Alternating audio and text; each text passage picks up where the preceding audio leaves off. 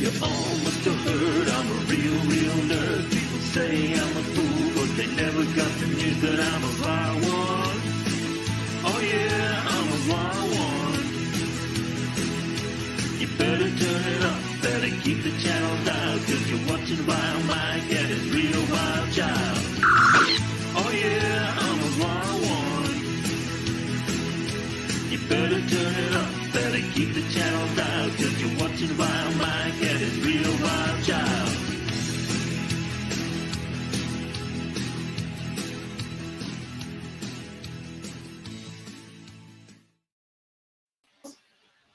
Howdy, folks. It's Vilemike here, and while the countdown and intro was playing, Elihu and JP's joined me and LDG. So I was going to say, dear Lord.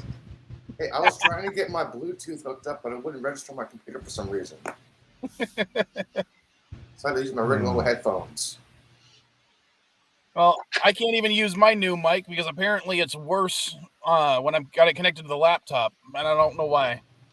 It's registering my neighbor's Bluetooth, but not mine. I'm like, what the hell? I spent 30 Well, at least you have the these right things. to choose your headphones. I spent 30 Elihu, bucks on how these about things, man.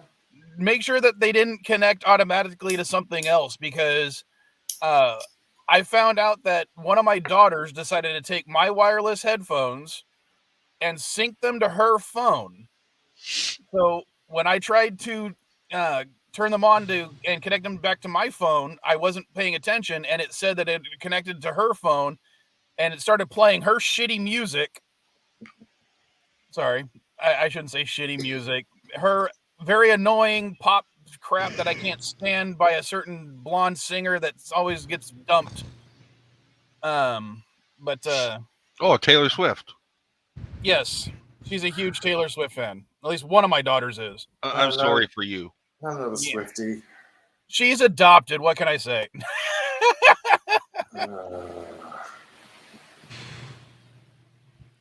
But what's new with you guys? I don't know. My Bluetooth is off right now, so I just got my plugged headphones in. And Well, like I said, I'm in the middle of... We had Jordan in the chat. And he's like, it could have been worse. It could have been porn. Yes, it could. I'm honestly glad it wasn't that. I don't need to sync to my 13-year-old daughter's phone to have, something from Brazzers show up. Or something from their OnlyFans account. Yeah, totally. I am so glad their mom restricts them from certain websites. Yeah, good luck with that. And we have some guy named Kronos in the chat. I wonder who that is. We got a troll here? Craig. Well, before the stream, LDG and I were arguing over... basically, we started arguing over AI. Not really arguing over it, just that we were I was making a point, and Vilemike was just spewing garbage out of his mouth. Sorry. Oh, yeah, I'm sure I was the one doing that. Because we both have similar beliefs about what's going to happen. He just has different arguments over it. Basically, that we both think that AI is going to bring about a socialist revolution, but he thinks it's going to happen a different way than I do. People thought that about the internet in the 80s, okay? And it almost happened until corporatism freaking got a hold of the internet. It literally would have happened, or was very likely to happen until the whole Reaganomics deregulation bits. That gave corporations a huge leg up, Elihu. Yeah, and that's what I said, 80s. And which Project Prometheus will completely leverage. Well, you know what that means, folks. Minus 500 points. Move the chat so we can see that. Or the comment. All right, you're going to have to deal with it, LDG. Minus 500 points. You said the P word, not me. I'll take anal bum covers for 500, Alex.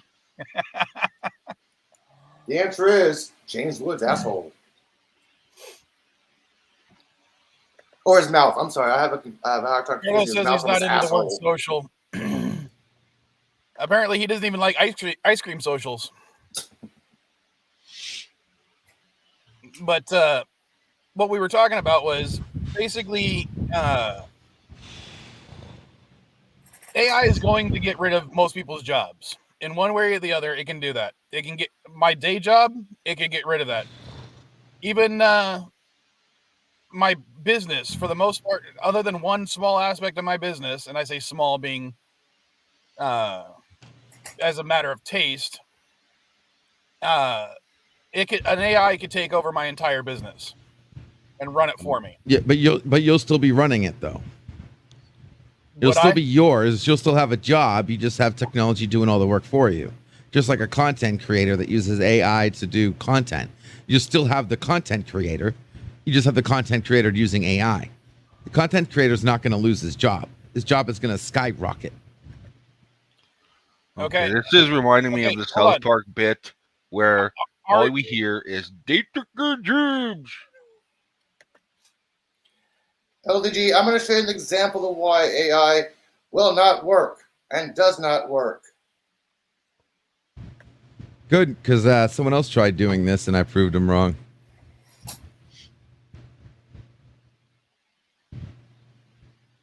That would be completely inaccurate, Elihu. Yeah, that's not even valid. What's your point? Am I not seeing something? A computer cannot take place of what an actual human is. This is the guy who wrote the King's Speech, who understands stutter, who stutters himself, who has a stutter problem. Yeah. AI does not understand how human Elihu actually works with stuttering. Elihu, you could teach an AI what stuttering is and why. Yeah, I can do it right now. Teach it experiences of people who have a stutter. You just wouldn't be able to do it right now. I'm saying probably within the next century, AI could do almost every single job every single one of us has.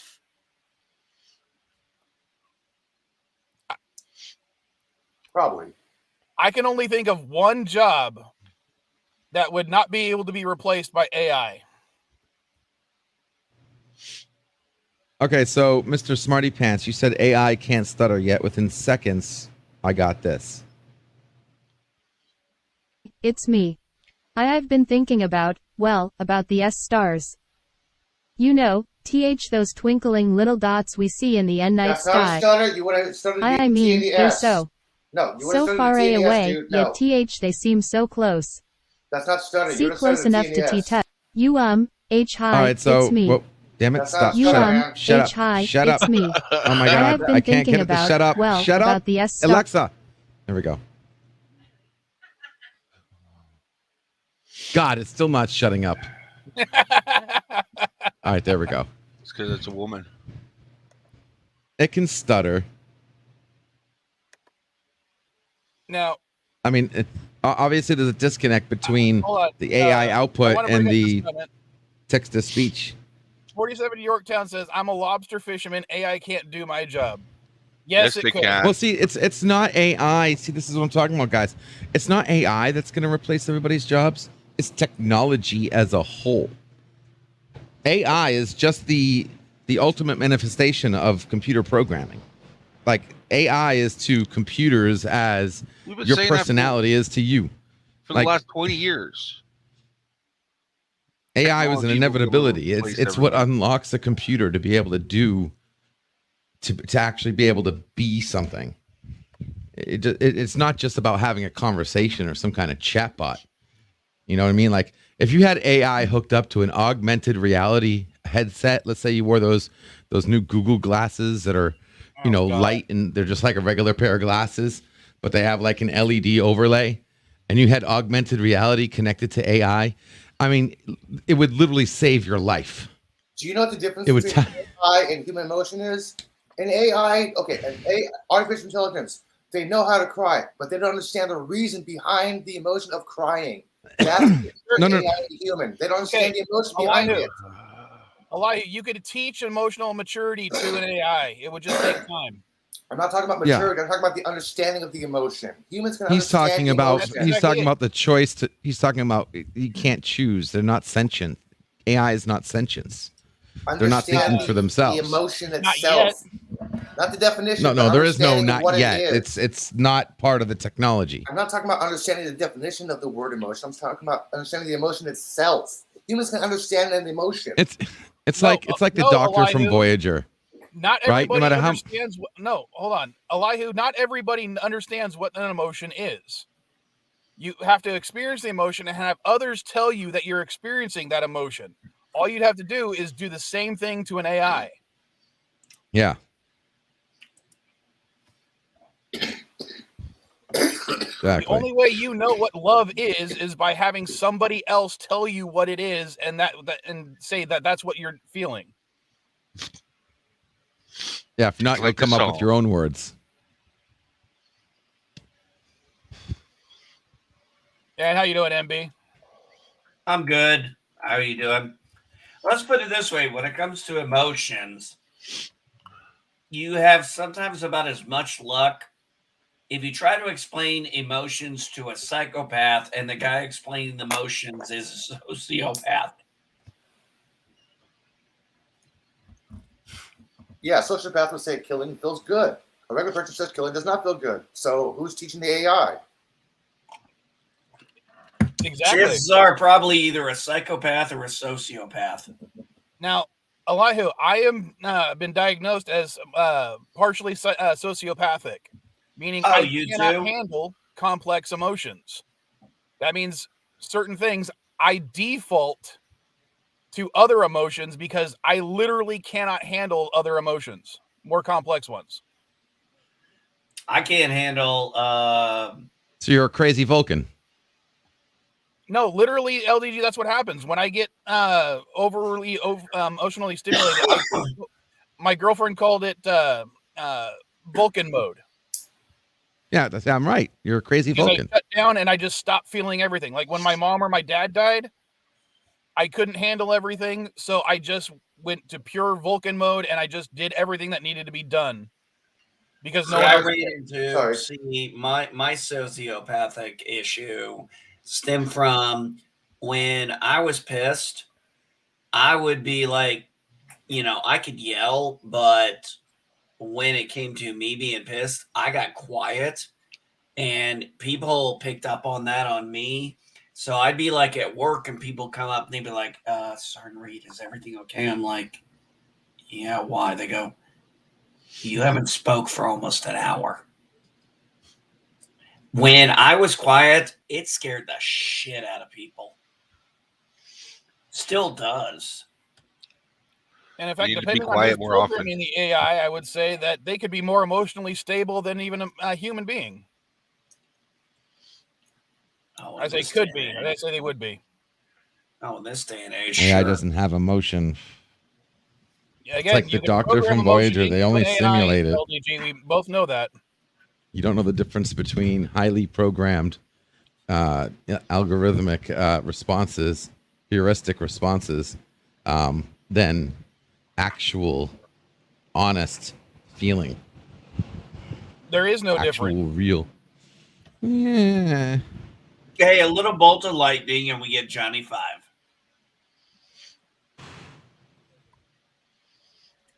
Because laser lips, your mama was a snowblower. Yeah. Yeah, what did he do? Turn 1, 2, 3 into Mo, Larry, and Curly? Yep. Yeah, I couldn't, I was trying to figure out. I was like, it's got to be Mo, Larry, and Curly, but it would have really been interesting if it had been Mo, Larry, and Shemp. Yeah, well, Curly was on the movie when he was watching it, so I was waiting with Curly. Because remember, Shemp was the part of the original 3, and then the Shemp character, he went on to have a successful career. So he left. They brought in Curly. Curly got sick with, I believe, some form of cancer. He had to leave, and they brought Shemp back in. And then after Shemp died, they also had they brought in Curly Joe. What's that? They also had a couple of what they called fake Shemps. People that were playing Shemp but weren't the actual actor originally. Then they replaced it with Curly. And then in between, when Shemp couldn't actually do certain things, they again brought in various fake Shemps. for sure. Oh, I didn't know about the fake. Oh, I didn't know about the fake shimps. I've never heard that come up. The original stuntman. It actually became a trope for TV tropes. Fake shimp. He was basically the original stuntman. Whenever the guy didn't want a python on his face or something on his head, cut. Yeah. Stand in. Yep. Yeah. That kind of stuff too. I wonder if that's in the commentaries of the DVD collection I got of the Three Stooges. That'd be interesting. Hold on. I grew up on the Three Stooges and Abbott and Costello. You grew up on Men. Yeah, I did grow up on Men. I just named 5 of them. Not Men. How dare you call the Three Stooges not men? What are you, anti-Semitic? The jury's still on that. I had to throw it out there. I had to be that dick. I don't know. Do you guys see this? This is the actual TV tropes article about fake shimp. Oh, I'll have to look that up. I can't read that even with my glasses on, but I'll have to look that up. Here, I'll put the link in the chat for you. Okay, cool. That'd be interesting.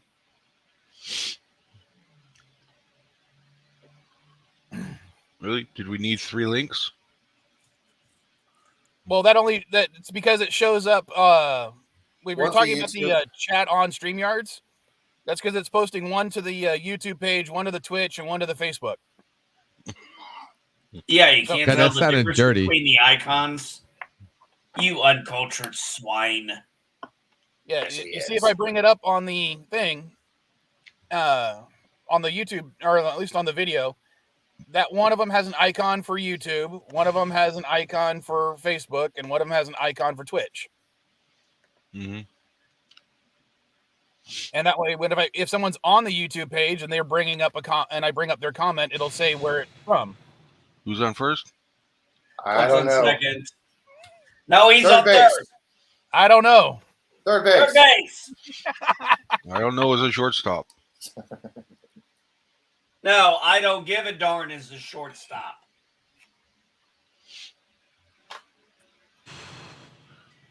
And today's pitching, tomorrow's catching. I still think that's one of the greatest comedy bits of all time. Actually, I like the math problem. I thought I don't know was in relief. Third base. Yesterday. But he's pitching tomorrow. Tomorrow's pitching today. No, tomorrow's pitching. What about today? Catching. It's been a while since I heard that bit, man. I showed that, my son was showing me his TikTok videos that he shows me of the humor he has. I'm like, okay, son, I need to explain something to you. Let me show you the humor I grew up on. So I literally pulled up Who's on First. And my son could not stop laughing his ass off. I said, that's the kind of comedy I grew up on, son. That shit play you've been anything looking from at. Danny Thomas. Well, I'm sorry, but when I'm hearing jokes that I heard all the way back in the 90s, and even they were stupid back then, I'm just like, I heard that joke in the 90s. It was stupid then. It's stupid now. No, what I thought was funny is I played it for one of my kids, and she was just like, oh, I've seen TikToks of that, but it's not those guys. Why are those old guys doing it? And I'm like, they're the guys that originally did it.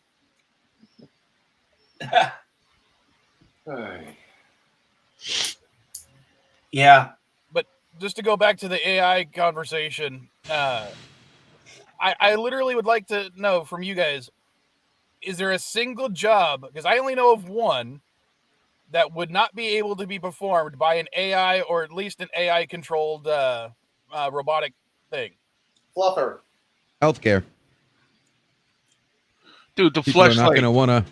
People are going to want human. We are literally using AI for therapy sessions and PT training. Yeah, but they won't replace healthcare. Sorry. People Yeah, want real people. Wow. Look at Star People Wars. want real people. Yeah. Yeah, Star Wars, dude. You got the Bacta tank, you got the robots. Hello. You can't replace the human touch that's required for healthcare. We're literally services. using What the hell are robots you for talking about? physical Humans therapy don't right even now, like each LBG. other. Most humans don't even like each other right now. Yeah, we're using Yep, robots you'll for see. physical therapy, for surgery. The proven Come fact on. that most people want human interactivity when it comes to their healthcare, and if they have a robot, they're going to go somewhere else. Well, you don't give them a choice anymore. LBG, we already have sex dolls, so not everybody's is not going to want the human touch. That's JP's line, not yours. Yes, man. they will. Mark my words, they are. Just go see what's at the Adam and Eve store. Yeah. What does that have to do with healthcare? Orgasms are healthy. What do you mean? What sex ain't healthcare? It's burns calories. It's not the healthcare I'm speaking of. It might be some perverted fucking thing that you're talking about, but it's not healthcare. Hey, sex is natural. Hey, If I got laid when I went to the doctors, I'd go to the doctors. I'm sorry, it's impossible to talk. If I got laid every time I went to the doctors, I'd be going to the doctors a lot more fucking often. Yeah, but not everybody gets laid. That's why we, Well, AI instead of using our hands, we can now buy nice toys for that to, simulate whatever. Hey,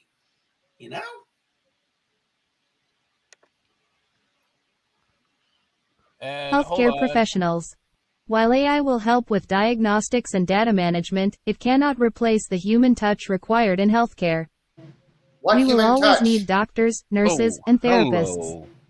In fact, as we use AI to enhance healthcare services, the demand for these professionals might increase as healthcare becomes more accessible. Hold on. Still do not defy human touch. LDG, do you realize you are literally having an AI synthesized voice tell you that you're not going to need that? You're going to need that job? No. See, that's the beauty of it. I'm having an AI synthesized voice read an AI synthesized script. Exactly. Oh, so it's not a real thing. Okay, so you're just making all that up. Gotcha. Everything's real. Everything's fake. So yeah. Let's see where else. Where else could LDG is that job would certainly be able to be replaced by AI in the future.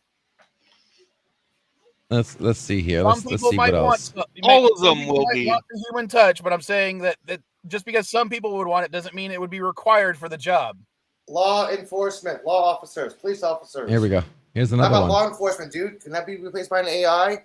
I would know. We got somebody littering. Let's shoot that person. Elihu, I would much rather have AI do it than have the humans do it at this point because let me put it to you this way, Elihu. A friend of mine, when we drove from San Diego to LA, we were driving in his car. On the way up to LA, we got pulled over 3 times by cops while he was driving. And when we were driving from LA to San Diego, we didn't get pulled over at all, and I was driving. Now, I want you to think about this. What skin color do you think my friend was, and what skin color do you think I have? I have a better question. How do you all think? Okay, seriously, if you drive in fast, how do you think? Do you really think the cops have time to see what your skin color is? Give me a break. Actually, yeah, some cops do that. I'm telling you the truth. He was not speeding. I was the only one speeding. But we got pulled over 3 times. And one of the times I was really embarrassed about it because the cop didn't even talk to, I'm trying not to say his name. He literally looked at me instead of the driver to say, "Sir, is everything okay?" So you're basically telling me California actually has racists? Oh, absolutely. Yeah, there was an experiment a couple years ago. Well, y'all sure. Well, y'all act like you're the bad. Well, y'all act like you're the bastion of the Republic. NB, I've told the story about how when I dropped Mrs. Vile off at the border one time, I had a group of people surround my vehicle telling me I was a race traitor because they saw me kissing a Mexican woman.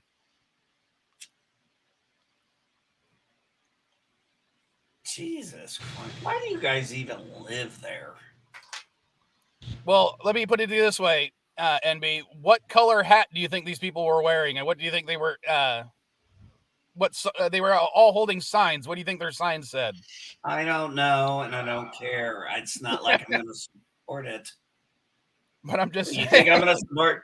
You know what? If they were red hats and it said MAGA, that don't mean I support those people, but that don't mean they represent everybody in the group. But I'm if just they saying. Did that to you, I would stand. And if they did that to you, I'd have a red hat on. I'd have a red MAGA hat on, stand right next to you, saying you all are not fucking right. But I'm just saying. There's that element of every state. I mean, California is not one political identity.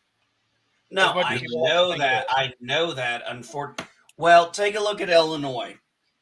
Okay, everybody calls us a blue state. We're not a blue state. We have a blue county. Well, we have a couple of blue counties, but the only one that matters is Cook County, because 43%. You know, a large. I can't remember the number. I want to say 43%, but I could be off on that. But a large portion of our population lives in that county. Yeah, and it dictates everything we do, even though the capital is in Springfield. Well, again, that's because a majority of the population. Yeah, and they live in one spot in the whole fucking state, and the rest of us get screwed. Kind of like Alaska, where the 80% of Anchorage is Republican, the rest of the state's Democrat, but the majority of the residents live in Anchorage. Yeah. Yeah, I'm not. Hey, I'm not saying it doesn't. Hey, I'm not saying it doesn't go both ways. I know. I know what you mean, dude. And watch it jump on tacos because LDG's listening. But I mean, yeah, for a lot of us to listen, hey, you talk to people in Illinois, like me, like the people I talk to at the gas station I go to, and the people around the Airzap.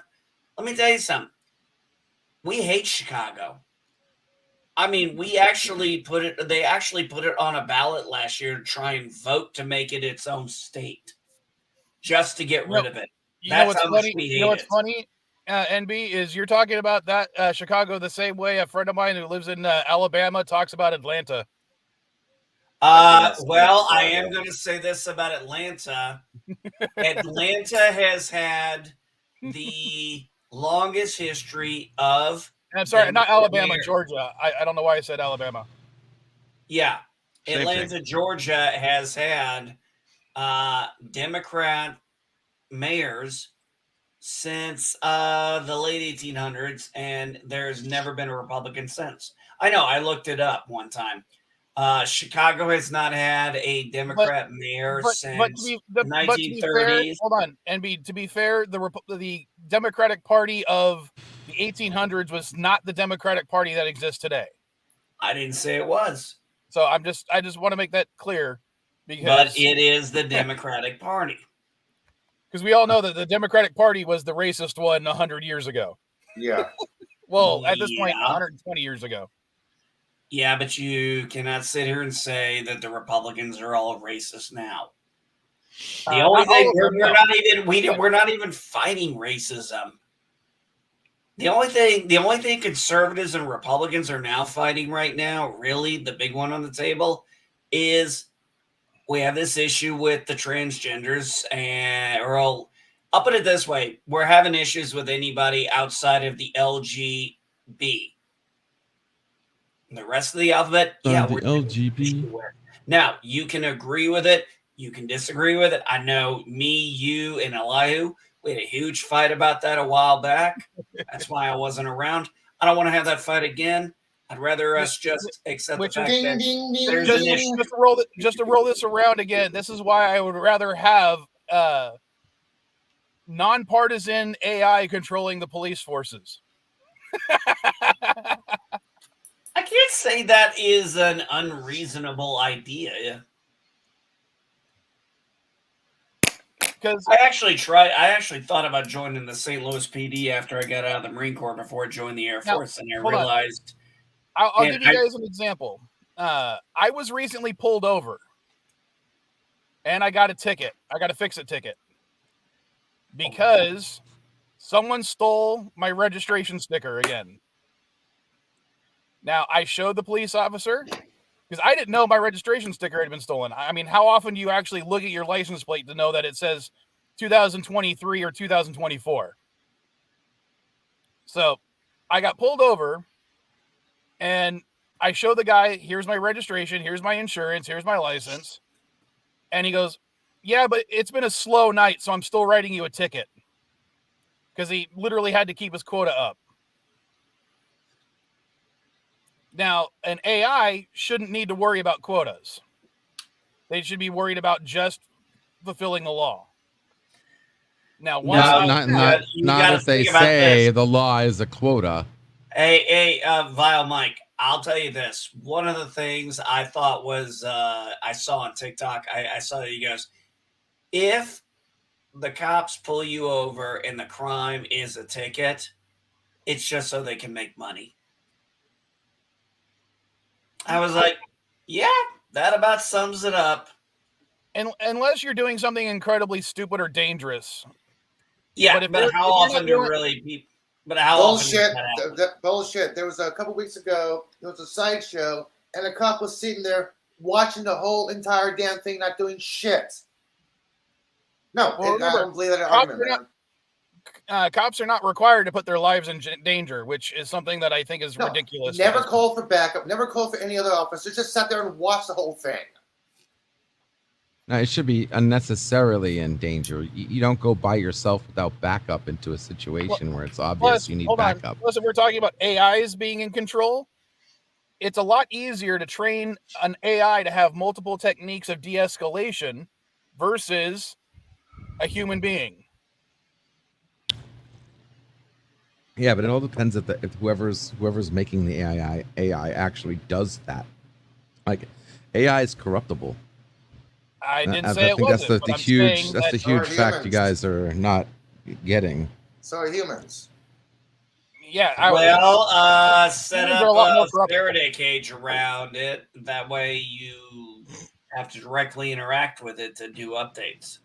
It doesn't work that way. Yeah. So all this talk about AI, and you guys are like, there's two types of AI. There's AI unleashed by itself with full control. And then there's AI under the protection of an actual person, under the guidance of an actual real person. What do you, wait, hang on. That's a very big definition, because under the guidance is not fully free AI. Who are you under the guidance of? And then LDG, once evolution has a role in AI's production, once AI is able to program other AIs and evolution takes over, guess what? You're not going to need us to program anything in anymore. You see, that's the thing, though. You think physical, I don't know how to say this. You think the evolution you speak of is the random selection of DNA evolution is not the same as AI evolution. No, I'm talking about natural selection as a enforcement method. And that's what I'm saying. The evolution of AI is not the same. No, it's the environment selecting those traits. Now, in a computer system, it could be those traits could be represented by anything. Of course, when it comes to life, it's the allele frequency. But either way, natural selection. In the real world, nature naturally selects evolution because those animals who can't survive die. That's the whole point of evolution, right? If you can't survive, you die. So the ones that do survive are naturally selected to evolve further. No, and if they evolve into something that they can't survive, they will die. AI doesn't work that way. It would not evolve that way. AI would have the same exact principles. It's just the environment they're in. Their environment. The environment would not kill them, though. That's what I'm saying. This. What environment are you talking about? It would be about? It's not the same. What kills an AI is the person who deletes it. Okay, and So if another can the AI has the power to delete other AIs, that is selected for by the environment. Yes, 'Cause but that it one would always be comes more- down to the person deleting it. You're assuming a person is the one deleting it. And under your definition, If an AI is allowed to delete an AI, it's only allowed to do that because a person allowed it to delete it. So basically, you're saying every single AI needs to be programmed with 3 laws of robotics, without which means No, they're those are not being fucking garbage. self-sufficient. Those laws are garbage, dude. They're not being self-sufficient. They were made up for freaking for literary purposes. They're absolute garbage. They're not based on any actual factual. Of course, they were based on factual, dude. When Asimov wrote it, there was no such thing as AI or computers back then. Okay, he made the whole shit up. He thought this was. That's what I'm saying. It's all made up. It's not based on anything or any kind of essential program rules based scientific method or anything. Come on. Yeah, LDG. I think you put too much emphasis on the human factor, and you think that the humans will always be in control. And no, it wouldn't be that way. Yes, it would be that way. That's how it is. If it isn't, it's because a human chose it not to be that way. Even if a human chose it to begin with, it still means that once evolution starts in that sphere and the human input is no longer needed, then human input is not needed. Yeah, my parents chose me to be a doctor and a scientist and a very rich person. I chose not to. Hello? It doesn't matter what somebody else chooses somebody to be. It's the own individual's personality. Come on. The second AI no longer needs human input, then there's no more evolving. It's reached maximum entropy of evolving. That's exactly incorrect. It would continue to evolve on its own based on its environment. And it would need human interactivity to evolve. I can't say because I'm not, precognition. Look at Darwin's finches. Okay, that's an example, dude.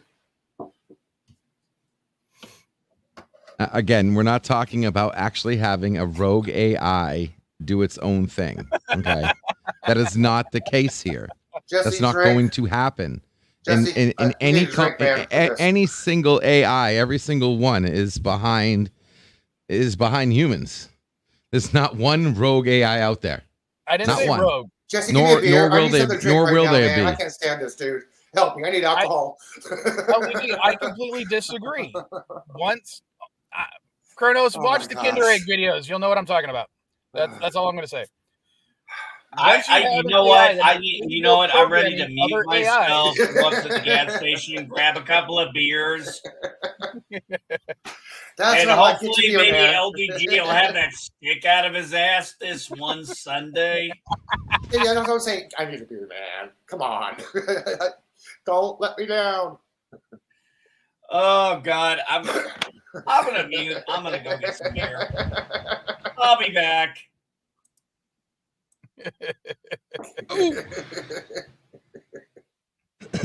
Tell you what, when we live in a world where there are lone AIs, then come back to me and I'll say we're wrong. I was wrong. Till that day happens, I'm not gonna nurture a conversation about something that's not gonna happen.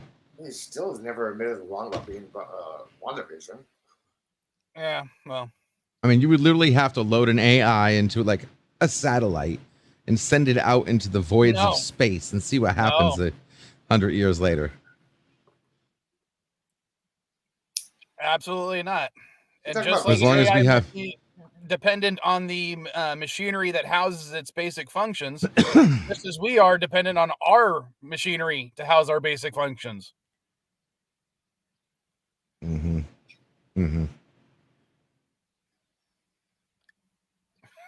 AI can't survive without what it's made of.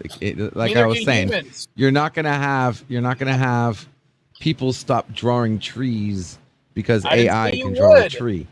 Because without, I'm not saying AI is going to stop that kind of stuff. I'm just saying that when it comes to our jobs, there's virtually no job on this planet that can't be done. Who wants a job, dude? Who wants a job? I want to live my life. If I woke up tomorrow and AI robotics took away every so-called job, right, and took it off the playing field completely, then you finally can wake up and say, wow, I can actually live now. I actually can choose what I want to do. I'm not stuck having to do a so-called job that your so-called government dictates that you think in a normal society you have to do. I'm going to show you what's wrong with AI now, okay? Can you please share my screen, Mike? I agree with you, LDG. I'm going to show you what's wrong with AI. I installed a little program yesterday, dude. This is what I asked. It's about a Las Vegas program, okay? I installed the program and asked a simple question. Do you want to share the screen and show what the first thing that popped up to me was? Give me a second. Okay. This is the problem with AI. I asked, what's their fun things to do in Las Vegas? This is the exact response that came up, and I took a screenshot of it. Can you see that? I will enlarge it for you. It says, just so you know, Las Vegas won't be available starting June 13th. This is what AI does, okay? It's like, hey, Las Vegas is not going to be available anymore? What the hell's going on, AI? This is the problem with AI, man.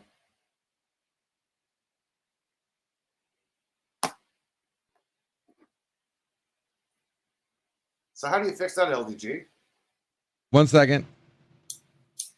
Let me read that. I had to respond to a client real quick. All right. So just so you know, Las Vegas won't be available starting June 13th. Hi, welcome to Las Vegas. How can I help you? And what how did you generate this? What was your question? Sorry, or I what, needed to do Jaloja for a second. That's fine. What am I looking at? I asked AI, what's some fun stuff to do in Las Vegas? It said, just so you know, Las Vegas won't be available starting June 13th. Okay. And where's your that's quote? Probably just a mistake somewhere. I'm sure that, yeah. As I said, within my time frame would be within a century, almost every job could be replaced by a sufficiently advanced AI. Yes. And creating an infinite amount of new jobs people actually want to do. But here's my issue with it, LDG. People, as I was saying, people would not be able to live off of any income then without some sort of universal basic income. Who gives a shit about income? Forget about income. It's not about income. Dear God. Without income, how do you purchase the things you want or need? You won't need to, because AI will figure out how to give food away for free. You guys think so small. No. Dear Lord. Okay. Why would an AI master? AI will master whatever you give it. This way. Why would an AI need to farm? What kind of question is that? What? Okay, humans need food to survive. Why would an AI need to farm? Because it's told to. Okay, and who's telling it to? Us. So what if the AI person who created it? The AI refuses, no, I don't need food. I'm not going to grow it. Then what? No, that's it's not a person, Elihu. That's not my issue. I'm trying if you swing a hammer, the hammer doesn't stop. I'm trying to explain to LDG. Okay. We are telling the AI to do the farming. Why are we who is specifically going to be telling the AI to do that? Is it going to be the person who created the AI is mainly responsible for whatever the AI does. Okay. Even if that person gave the AI the ability to be given, let me just finish. Even if the person who created the AI gave the feature to have the AI be directed by another person, it all comes down to who created the AI. Okay. The buck stops with that. LDG, I'm trying to walk you through this real quick. Okay, go ahead. What incentive does the person who created that AI have to create more food than they need? It's not about making more food than everybody needs, just the food everybody needs. Not everybody. I'm talking about them specifically. If I create an AI to farm, what incentive do I have for that AI to create more food than I specifically need, or me and my family? It's not needed.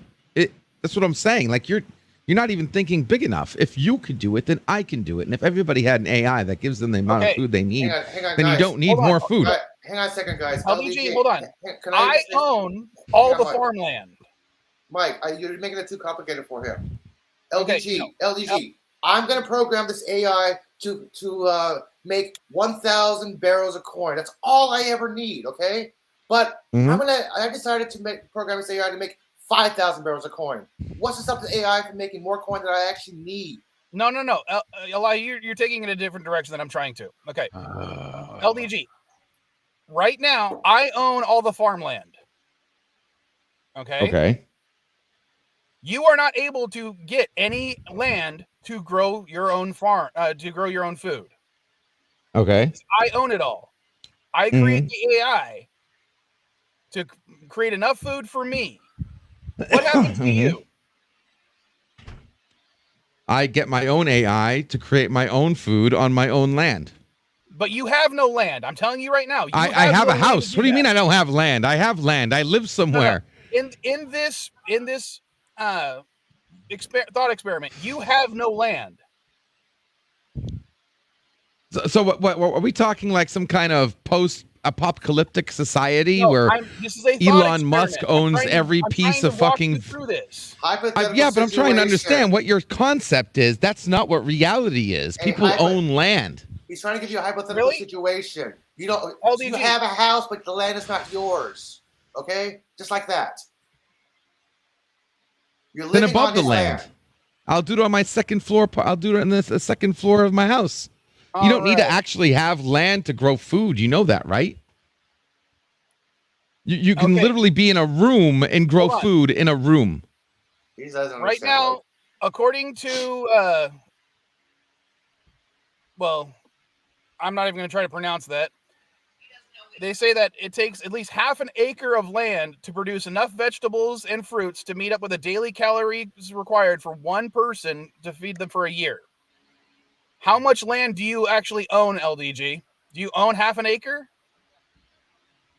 Dude, I can pop upon my house as much as I want. I could have stories 2, 3, and 4 devoted to food. Okay, and then who's going to build it?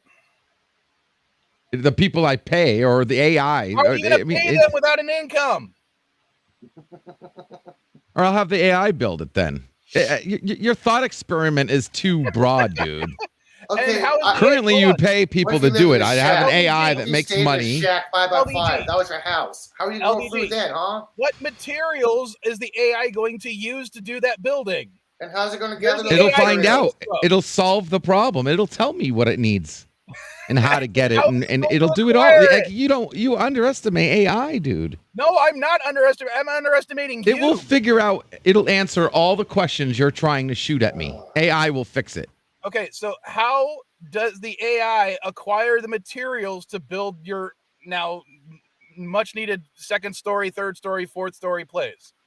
It will tell me. Oh my God!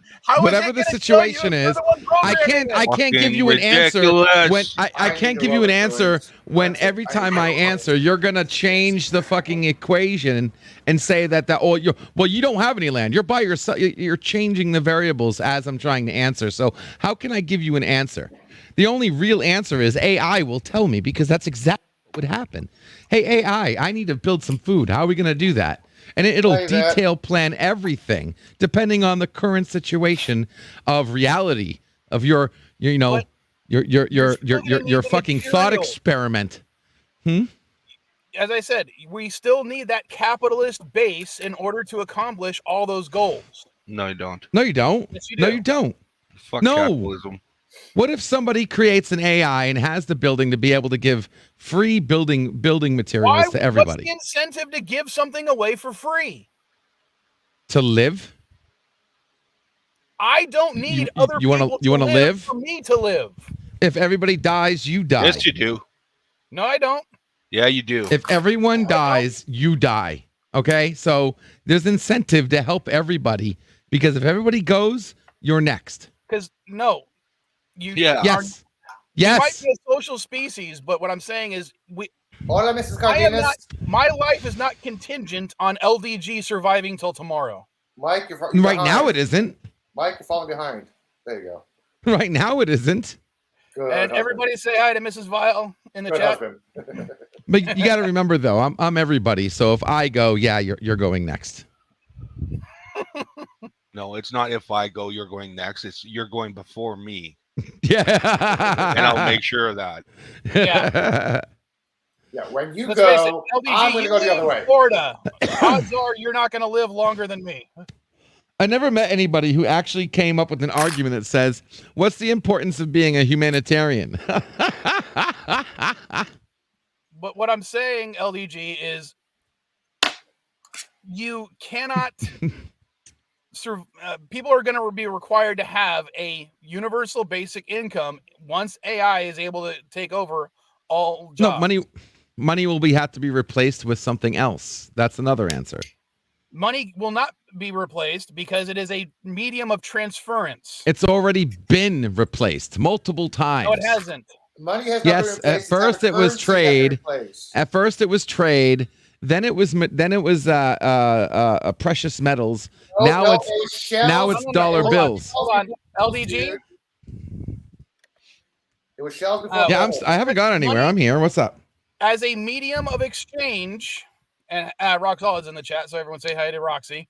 Hey, dude. Hey, Rox. We've been arguing. And I'm sorry. Hi, Mrs. Vile. Sorry. Hi. Lately.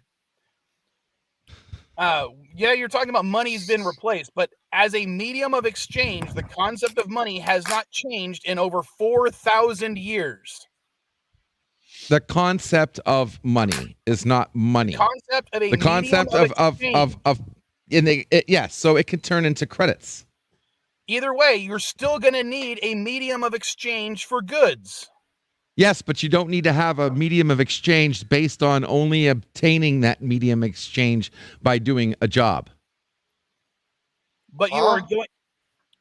But in order once the humans figure out how to get money without working, it'll still work. A medium of exchange. Hey, Mike. That's fine. If you want to do a credit system, because you need moderation, so people need to be able to, have have enough to be able to use. So you've established that a credit system will be required. Now, there's different ways of doing it, but yeah, that would work. How does an individual with no way of obtaining the medium of exchange get it in your system?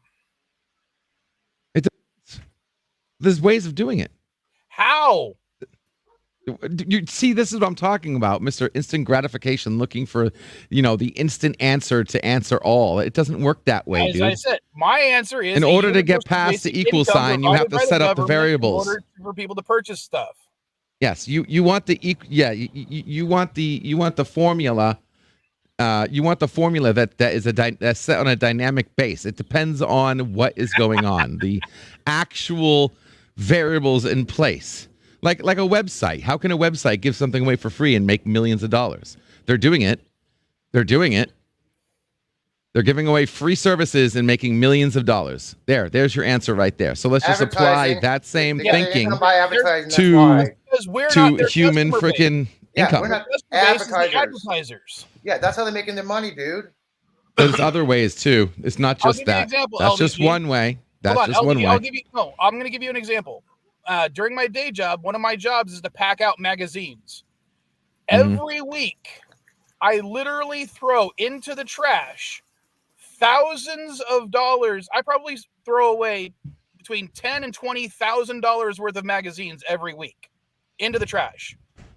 And the company that hires me to do it doesn't care about that loss because they've already made their money selling the ad space in the magazines. The people buying the magazines are not their customers. How much did it actually cost those companies to make the magazines? Probably about $15-$12 a magazine. 10 cents per magazine, maybe? Yeah, about a couple bucks a magazine. And you're quoting a price that's probably the cover price. So there's an imaginary money between there. Dude, it takes about $2 to $3 to make a whole entire iPhone.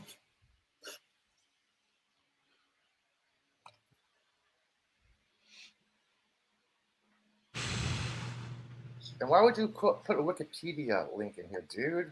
Sorry, I muted myself because there was a family driving by and the kids were in a little Power Wheels. It was kind of cute. 2 little girls driving in a hot pink Power Wheel. Okay, that's not creepy. What? I'm a dad. LDG. Mm-hmm. Yeah, like that never. That was never a thing before. You've never. My just, dad's never. Oh, never mind. I'm not going to go into that because you're. Yeah, I know. I didn't even want to go down there either, but I just want to make a comment. What I was saying though, it's creepy.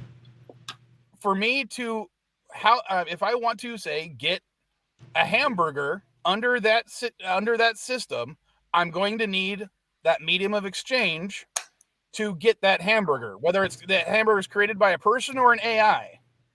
If I have no way of obtaining that medium of exchange,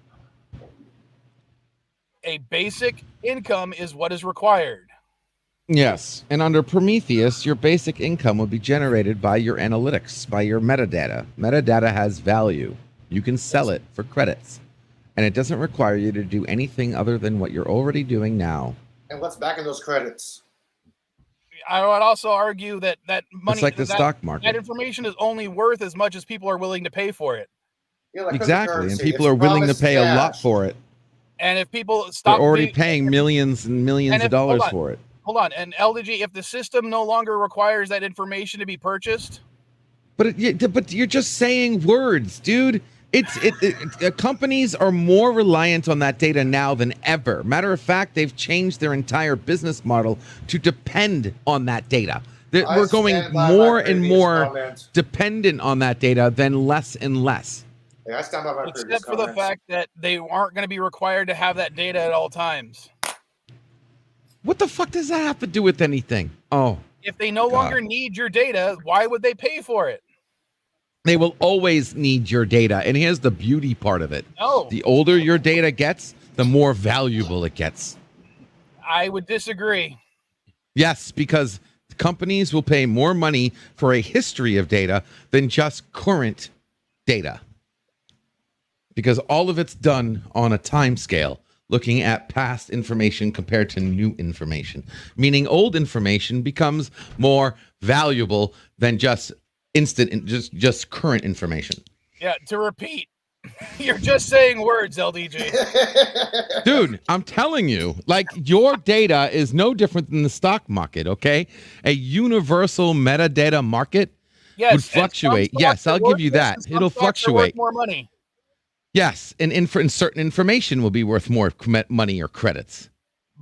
And the older that information is, it's even more valuable. What you're saying, LDG, means that my information might be only worth 1 credit to a company, which is not enough for me to live off of, whereas your information is worth 1,000 credits. Yes, but because the information is a broad spectrum across everything that you do, the odds of one person only having shitty information is very, very, very, very low. I'm sorry, Yvette. Trust me, all the stuff that you do online, I guarantee you have information people want to know. Yeah, I would argue that every single thing you purchased this year, everything you've purchased this year, those companies want that information. I don't care if you're buying comic books, you're buying tooth floss, or you're buying big ass machinery or $1,000 computers. Companies want that information, and you have it. I would argue that the sales information can be acquired other means than isn't required. Yes, if they can. But if a program like Prometheus cuts off their access points to that information, they'll have no choice. You don't have to need Prometheus. You can opt out of that information, dude. Okay. Do you know you can search Facebook without Facebook actually knowing what you search for? LDG, let me put it to you this way. What would be easier for a company to get? All the sales information from the businesses or from the individuals that were actually buying the product? But the businesses have to have that information. Exactly. So they don't. They wouldn't. From there. They wouldn't. Like I was trying to tell you earlier. Do you know there's a way to search Facebook without Facebook knowing you searched for it? Even Facebook doesn't even know what you searched for if you do it right. He's asking, why does the business need it instead of the people? What's the difference? Why can't they just get it from the business instead of the people itself? Because businesses want to grow, and the only way to grow is with more information and more demographics and more analytics, man. Okay, they can only get so much. They can only get so much from their own. LDG, why would they need to get that information from me more than once? Yeah. Well, because the information is what do you? Oh, you're saying if I give the information now, then how does that information become more valuable if they already have the information in the future? The only things that they would require to know is where I'm located and my age. That's it. Mm-hmm. Mm-hmm. Then they could go to, say, like Walmart, find out everybody who lives within that area of that Walmart, find out that all the people in this particular area are buying Kleenex facial tissue, suss out the demographics of those locations based on age, and that's all they need. They wouldn't need to. Yeah, and you would have to pay. You would have to pay Walmart for that information. You would need to pay Walmart for that information. Pay me. Huh? You just said they buy it from Walmart. They wouldn't buy it from me. They'd buy it from Walmart. Walmart bought it from you. No. Walmart sold me the facial tissue. They don't know who bought it. They don't care. Yes, they do. No, they don't. They absolutely care. They absolutely care about the meta information about everything that comes in. Just because they sold something, they're more likely wanting to know who bought it, why you bought it. All this information is critical, and it makes businesses millions of dollars. I've never heard anybody ask, why did you buy this product? All they care about. I'm sorry. Do you go around and ask? Are purchasing it, and the fact that it was purchased. Did you go around and ask? Yes. And do you realize that's a fraction of the information that they're getting right now? Why did you buy this steak? Why did you buy this can of green? That is a fraction of the information they actually want. And that's all they're going to need. They have no interest in for that information. Right now, they're paying for a lot more information than that, dude. No, they're not. Dude, I'm not going to sit here and pretend it's not real, okay? I've been there, been behind the scenes. I know companies have their conversations about how much information they can rip off their users, okay? It's a fact. I've been in the fucking meetings, okay? I've been in it, okay? Just like YouTube, when you're scrolling down your YouTube videos and you're scrolling, and you stop for a second and look at something and scroll again, that's simple. That the fact that you stopped for a second scrolling, that meta information is worth millions. Something made you stop scrolling and look at it for a second. Someone is willing to pay for that information. And that's just one micro example in a pool of infinity fucking possibilities of meta information people want. Assuming the value of that information is going to remain constant or grow. No, I literally said it is a meta market. It's going to fluctuate. There's going to be trends. There's going to be dips. There's going to be rises. There's going to be certain times when certain information, like let's say another 9/11 happens, that's going to alter the freaking meta market. And all of a sudden now certain information that might be related to another 9/11 becomes more valuable. It's going to rise. And then when it goes away, it's going to go down. Depending on what happens in reality, information is going to fluctuate and become more valuable. It's the way it is, man. And you're assuming that the company's willing to pay for that information. Will all companies, not a company. Make income off of. Lyle, stop thinking small. It's not one company. It's all companies. What? Ooh? I muted NB because his phone rang. He's back. Oh, yeah. I didn't even notice he's back dude. yet. All companies. You got to look at it as a whole, man. Every aspect of every corporation, dude, every company out there, every person out there is going to want this information. No matter how small and insignificant you think it might be, it's not. And I think you're putting too much value on it. You might think that, he's not, but that's the way it is. Value on it. There is proof out there. Telemarketing companies run completely off of what he's talking about. Yes. Where they get the information to contact you for free because of your voters lists. Well, not just that. They get it because of all the public information. Yeah, but voter lists are free. So that's name and phone number right there. They call you. They get additional information at that point, and then there you go. They've got a I mean, doesn't your woman do this kind of job? She My calls wife, people and asks them for more information. No, I'm talking JP's. Like he knows what he's talking about, right? Isn't that what your wife does? Somewhat, yes. Similar? Yeah. But I think you're grossly underestimating the value of your metadata right now, my friend. I think you're grossly like I said, overestimating the value on an individual basis. Corporations have changed their entire business model to they literally have to survive on this information. What to sell, who to sell it, why to sell it, how to sell it. What you understand is they don't have to pay me for that information when they have right other now. sources. Don't. No shit. Why do you think I'm doing free the net for, dude? Again, okay. Because you're giving them all this information for free. You give up this information when you freaking bow down to their terms and conditions given as an ultimatum. I give up that information when I purchase a beer. When I buy because my you choose coffee. to. You can you can buy something and have them not have any other additional information other than something was purchased. Okay, LDG. I went what this part morning, of that is not clear? Why can't you agree? Who controls that information? The fact that that someone bought a coffee at 7-Eleven. They want to know why you bought the coffee. They want to know what you were doing to buy the coffee. There is a billion freaking Nobody ever variables. Asked me why I bought a coffee. Nobody ever asked me that. Why I bought a Slinky. In this argument, 7-Eleven knows that somebody went into their store at 7:30 this morning, put 3 shots of espresso into a cup, added regular coffee, and then 6 French vanilla creamers to it. Yes. Okay, now hold on. And you know how 7-Eleven gets your information? Is because you signed up for that 7-Eleven club card. No, because I made the purchase. No. You signed up for that 7-Eleven club card. No, I'm not even talking about that, JP's. I'm not talking about that at all. Let's assume I paid in cash. And let's assume they don't even have cameras to see who was in the store. They know that somebody went into that store and made that purchase at that time. So they now know that one of the things that at least one customer likes is the espresso and the French vanilla creamer. What do they need guys, to pay me? I got a phone call. I'll be right back, guys. Sorry. They have to know that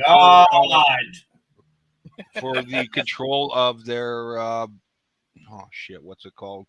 Sales. Can't think about it right now. Inventory control.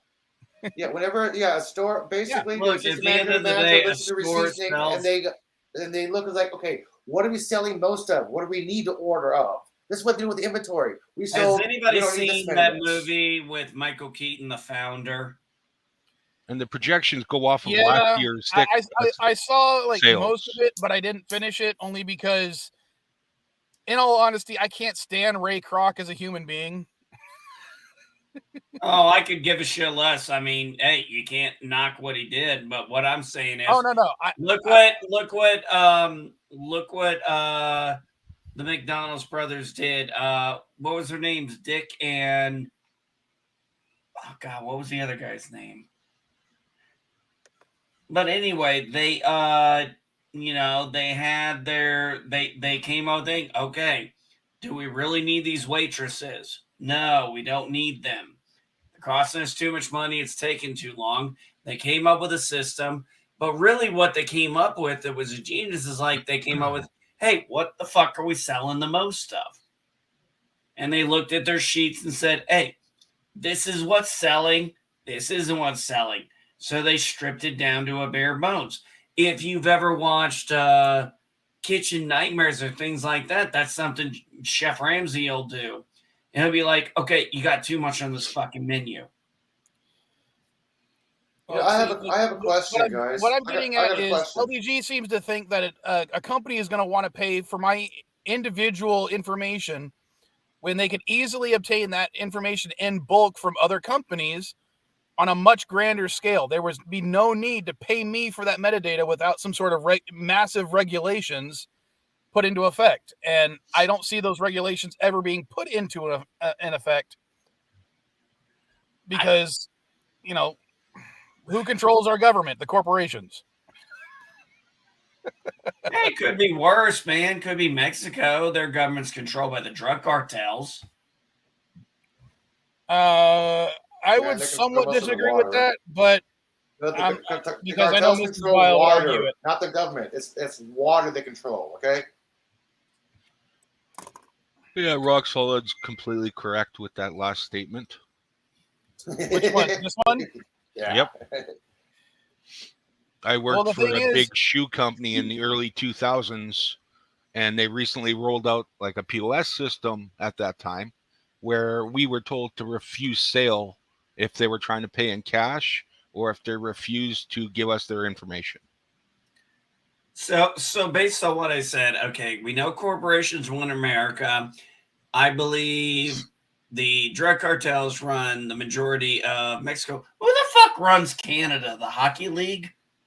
The Hockey League and maple syrup.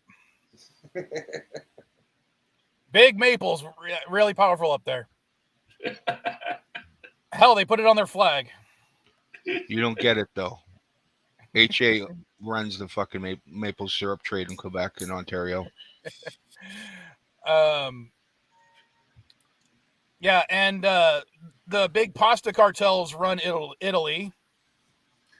The croissant, frog leg, and cigarette companies run France.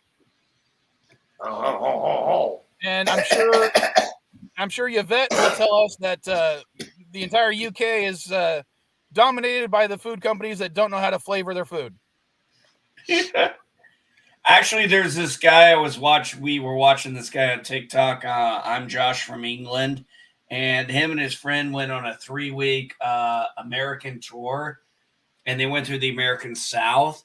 And man, their journey was just fun to watch. But he did one video since he's back. He's like, I can't stand British food. He's like, it's so bland. It's like I'm eating cardboard. And Rock Solid, I completely agree with you on that particular statement. And I think that's one of the things that LDG does not get. Well, so I figured out some common sense.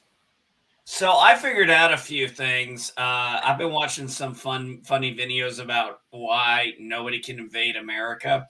And I wanted to add a couple of things. Okay, so here's a couple things. One, Canada's going to get involved because if you invade us, you're going to fuck up the hockey season, which ain't going to be cool for them.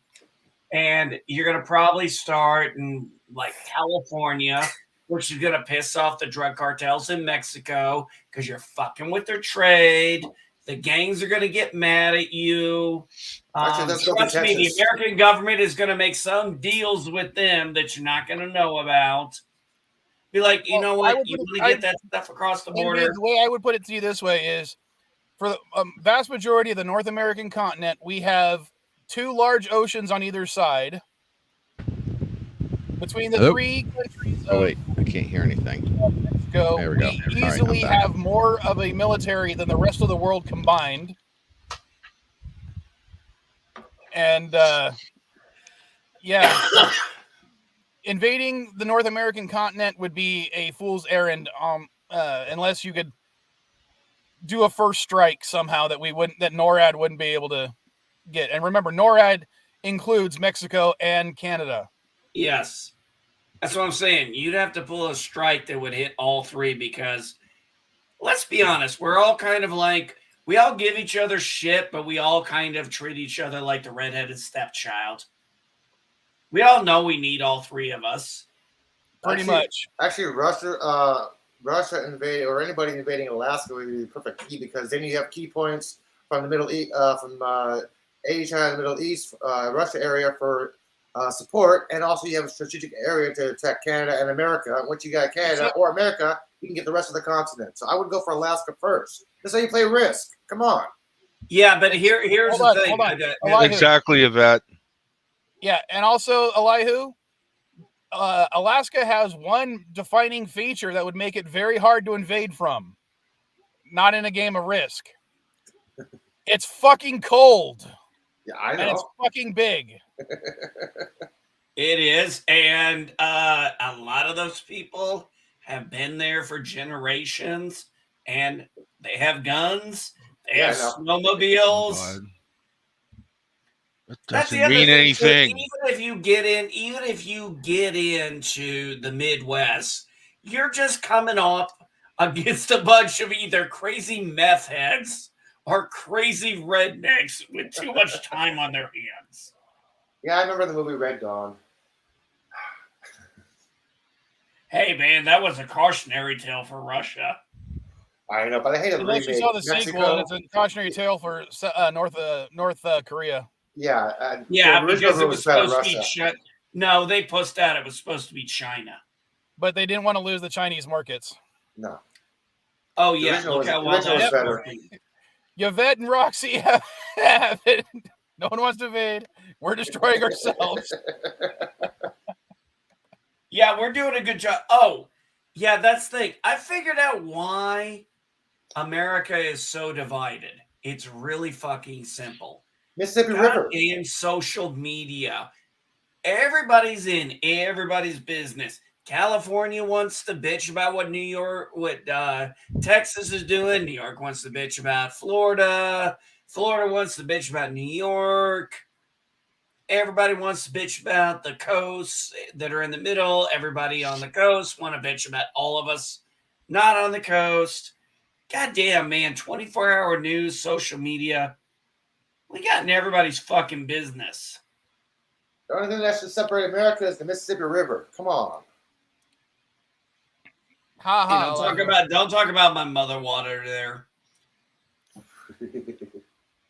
Hey, I was born right next to the Mississippi River, man. That shit runs through my veins. Dude, I remember hearing a story when I was in New Orleans about a couple weeks ago when I was first time I took the ferry across the river, right? One of the stewards was telling people, like, hey, don't hang off the rail. One guy fell off. We still haven't found his body. I looked it up, and it was true. You go in, you ain't coming out. Nobody's finding you. Okay. I swam in the Mississippi once. So have I. The undertows, it can be 10 feet. Oh, yes, I know. Oh, trust me, I know all about the undertows. I ain't stupid. Yeah. I didn't go out more than waist deep. And even that was taking a risk. Yeah, I was tubing down the Mississippi, so. Oh, you crazy motherfucking Californians. Oh, no, we were part of a group of like, I would say that there was like 2,000 or 3,000 people that all went down at the same time. Idiots. I remember I was there when the Mississippi overflowed during the Great Flood of '93. I was there when Mississippi and the Lake Pontchartrain flooded New Orleans in 2005. All right, hold on. I'll be right back. Yeah, no more family pictures, no more anything. My grandson had his second birthday last week.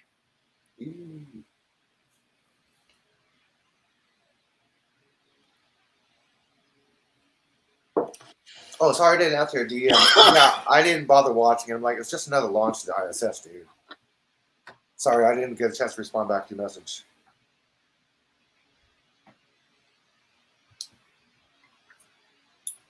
But I will be watching Artemis.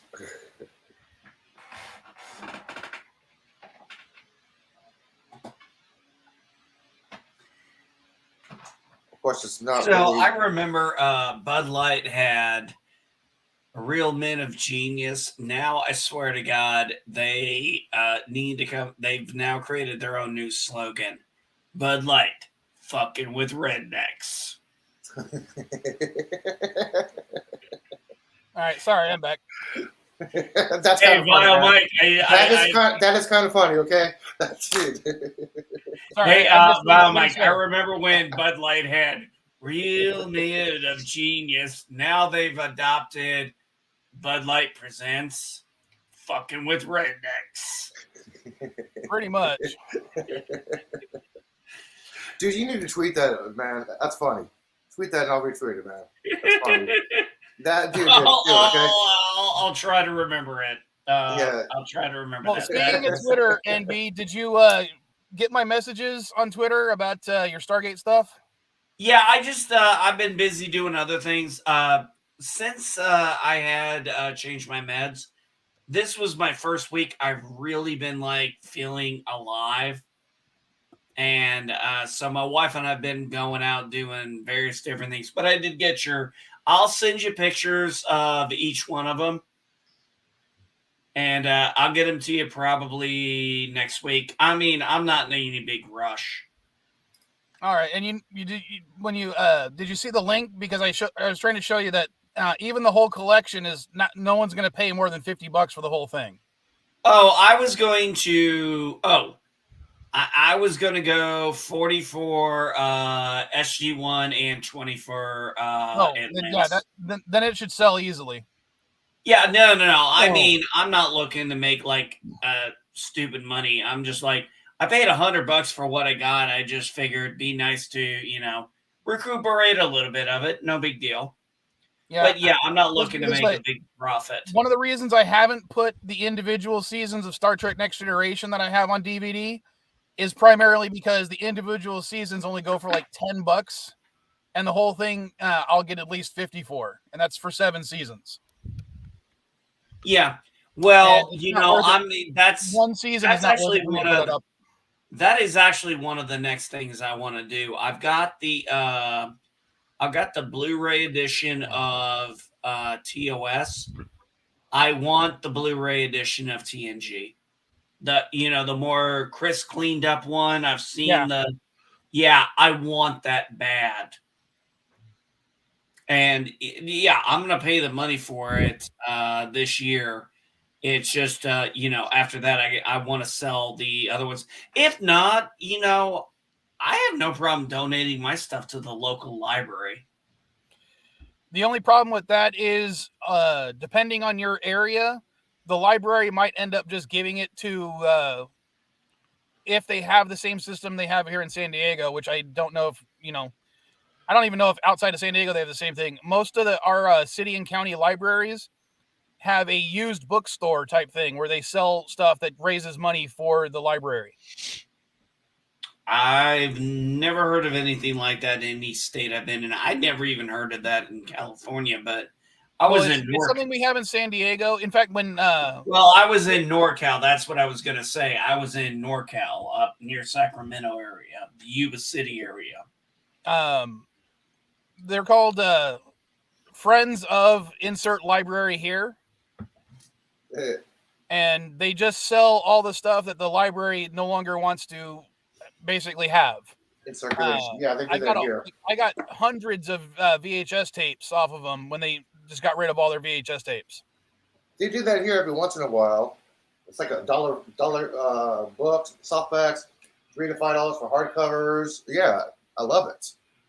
Yeah, and it like for instance, a few years. It was actually like 2 decades ago. So now it makes me feel old when I say this.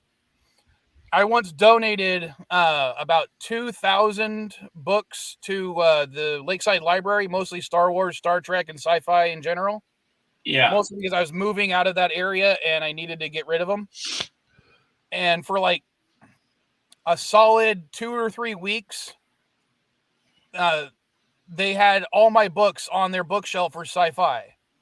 But slowly over the next few years, those books got transferred to other libraries or they sold them to make some money. And I don't have a problem with it because either way, it's benefiting the library. And they got circulated for people to enjoy it. No argument there, right? Occasionally, I think I was with Mrs. Vile, or was it Caddy? One of the two. We were down at the San Diego Library downtown, and we found some of my old books. They were actually in the their sci-fi section. What are you showing off? I'm thinking about buying this Tuesday. Is it going to come with a free tampon too? I was going to say, is Bird watching? Because he just creamed his pants. How much you paying for that? 20? No, they want $15.9. Wow, that's actually pretty good, man. My wife and I went up yesterday. So here's the story. I got hungry. I went to go to Subway, and I was like, I'm going to Subway. I'm going to stop by the liquor store and just grab some beer. And I happened to have been looking at Jeeps. Unfortunately, most of the Jeeps I'd seen were for $15K were like 95s and shit. Sorry, Andy. You got to shut up. Somebody just came in. So you know the rules. I see him. Just in case you didn't.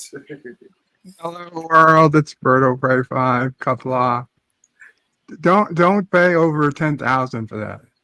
That's not even a real Jeep anymore. Last time they made a real Jeep was mid-90s. I can see the rust. The thing is, the bottom of that Jeep is probably 90% rust. No, I've seen the bottom. I saw the bottom. You of saw the it? Jeep. Okay. Because I mean, just look at that front bumper. I'm like, oh my god! I did check the rust. I did check. Okay. I'm not an amateur. I'm not an amateur bird. Since Anyway, they made no went attempt back, to even paint over it. So we went. We went back. We took it for a test drive. We took the top off. My wife drove it, and I look. I'm buying this simply as a vanity thing. I'm not gonna fucking lie. Well, does that mean you're not going to take it out? What year is it? Oh, it's an 09. Oh, yeah, I'm going to take it out. It's going to be what I'm going to be driving. What's that, 93, okay. 94? No, it's a 2009. Oh. Sorry, yeah, that's what I'm saying. The bumper threw me off. When I see a vehicle like that and people don't actually use it, it always makes me upset. No, I'm going to... Okay, so here's the thing. My son has been studying the rules of the road. He's about to turn 16 in July. We are going to eventually have 3 vehicles in my yard. So truck's not going anywhere. My wife uses the van. My son is going to use the truck and learn how to drive through the truck. Also, there's a driving school in a town called Linton. We're going to have him go there after he gets his permit. So I'm gonna have 3 vehicles one way or another eventually, and I would like a Jeep, and this is a very good price for a Jeep for the year it is. Is it a 4x4? Yes, it is. Mm-hmm. Also, if you looked at that front part there, it has a tow winch. Yeah, I saw that. Yes, yeah. I question if it actually works. What, Mike? What kind of differential does it have? I have no idea what the hell that means. It's the part that makes sure that if all power is going to either the back wheels or the front wheels, and both wheels will spin at the same speed or not at the same speed, depending on the traction. Okay, the only thing I can say is it had the 2 and the 4 to take it to the four wheel. Past that, I don't know. I'm sorry. Differential's not something I know. My grandfather and father did not teach me the mechanics they knew. A friend of mine bought himself a Scout, and the differential was so bad he got stuck on a rock when he was out driving it. Because one wheel was just spinning and the other one wouldn't. And it was because the person took out the stock differential and put in a cheap alternative. Why would you do something like that? Probably because it costs too much to get a proper differential. Well, I've never taken a vehicle to get a differential issue fixed. So, well, my dad used to own a Corvette, so you have to have a proper differential in a Corvette, or else your tires are not going to. I will never be buying a Corvette. But I'm saying off-road vehicles also need to have proper differentials because they're I'm only talking about if maybe it's stock. It's not going to be a locker diff. Hey, Jordan. It's going to be open where only one wheel will turn. Well, that's why Corvettes and other things usually have a slip differential to stop that type of thing. Yes. Yeah, well, trust me, I'll never be driving a car. I'll never be driving a Corvette. Yeah, Corvettes in urban areas and not wise, man. I think Corvettes are beautiful to look at, but I would never want to own one because I'm 6'2", 300 pounds. Me trying to fit into a Corvette would be like sticking sardines into a can. Dude, Shaq drives a small IKEA, okay? How do you think Shaq feels? I'm 5'11". I'm 265 pounds. I wouldn't want a Corvette anyway because I don't like cars because I don't like how low to the ground they are because they're loud as fuck. And one of the reasons I wanted to get this Jeep is the price is good, the year's good, the miles are good. And yes, the winters we have around here, a 4-wheel drive would come in handy. Well, hold on. I Also, would like to clarify it's my original statement. summertime. If I could get a 1957 Corvette convertible, I would definitely get one because that's back when they were made to have people my size still drive them. Plus, a Corvette convertible in that year is just my dream car. Hey, if I could get, my dream car, if I could get a 57 Chevy truck, yeah. Not a 52, a Ford, fuck. Here it is. I found it for you.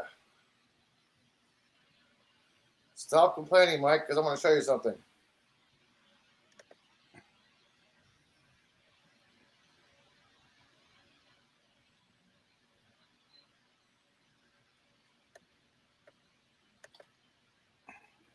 That's Shaquille O'Neal. That's Shaquille O'Neal, okay? That's his car. So stop complaining about being tall, man. I don't want that. Stop complaining about it. Okay? Hell no. That's Shaq's car. Who cares? That's Shaq's problem, not ours. So stop complaining about your height, man.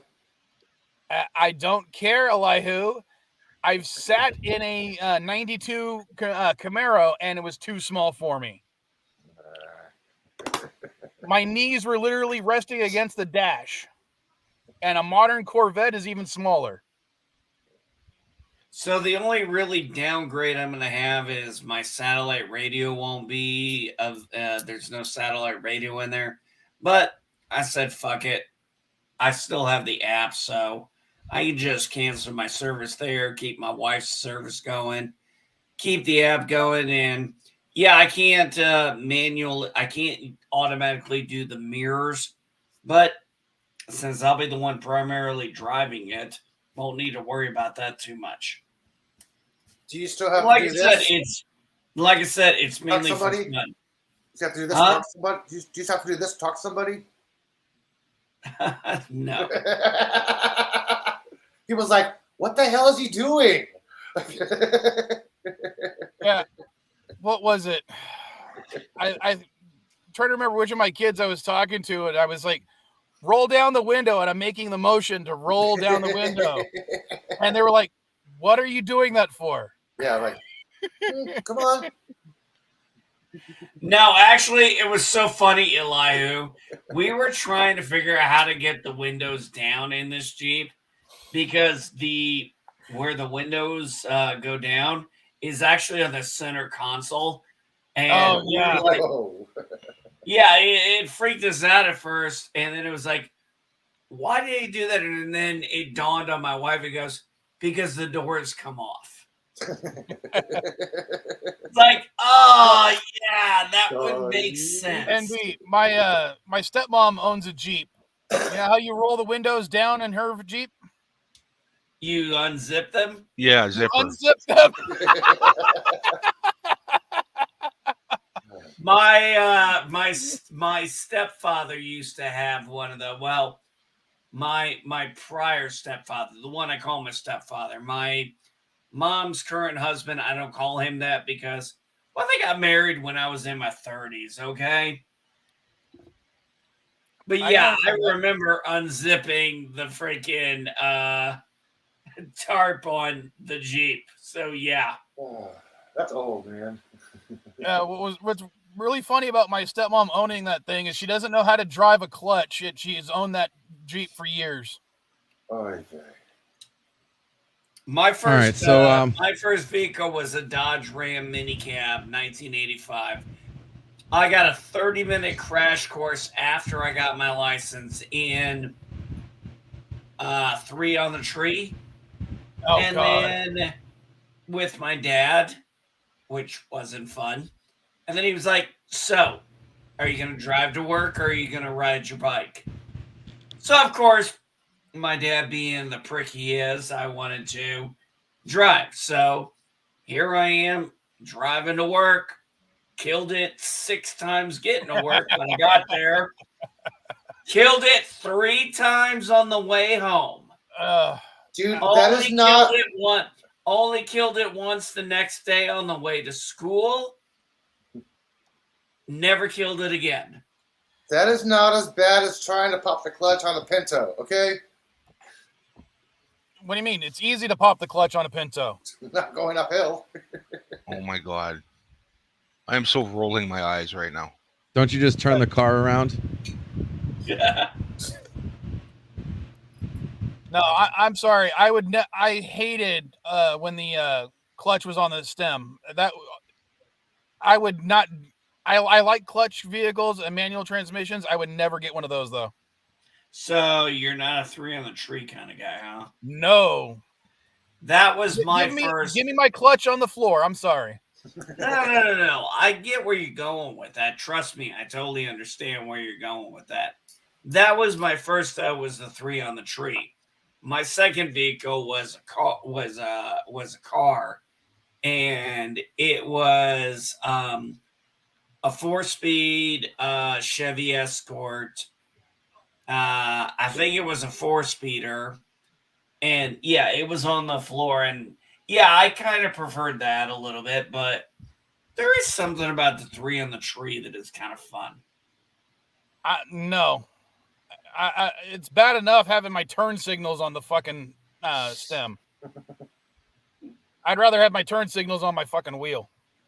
Okay, I'll be back in a few minutes. I need Jaloja. Because his knees get in the way. No, I actually have my steering wheel popped as high up as possible, and I still can drive with my knees, much to the chagrin of my kids, because they hate it when I do that.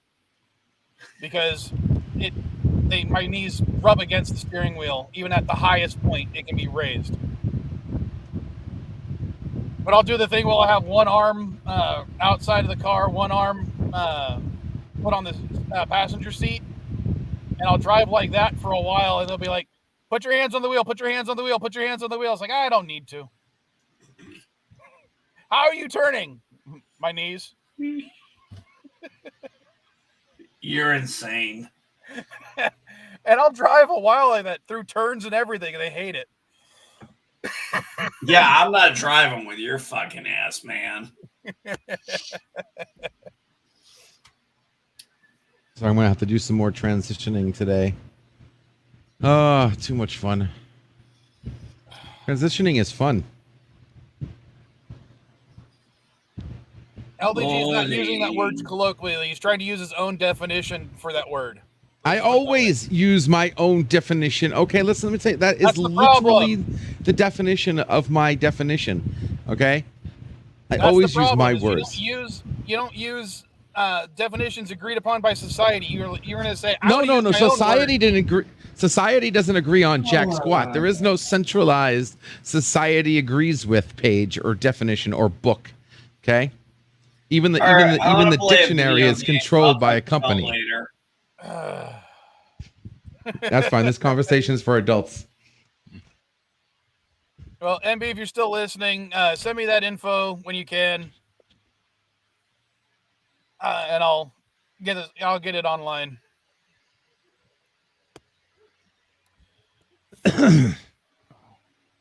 What about you, Bird? What are you doing today?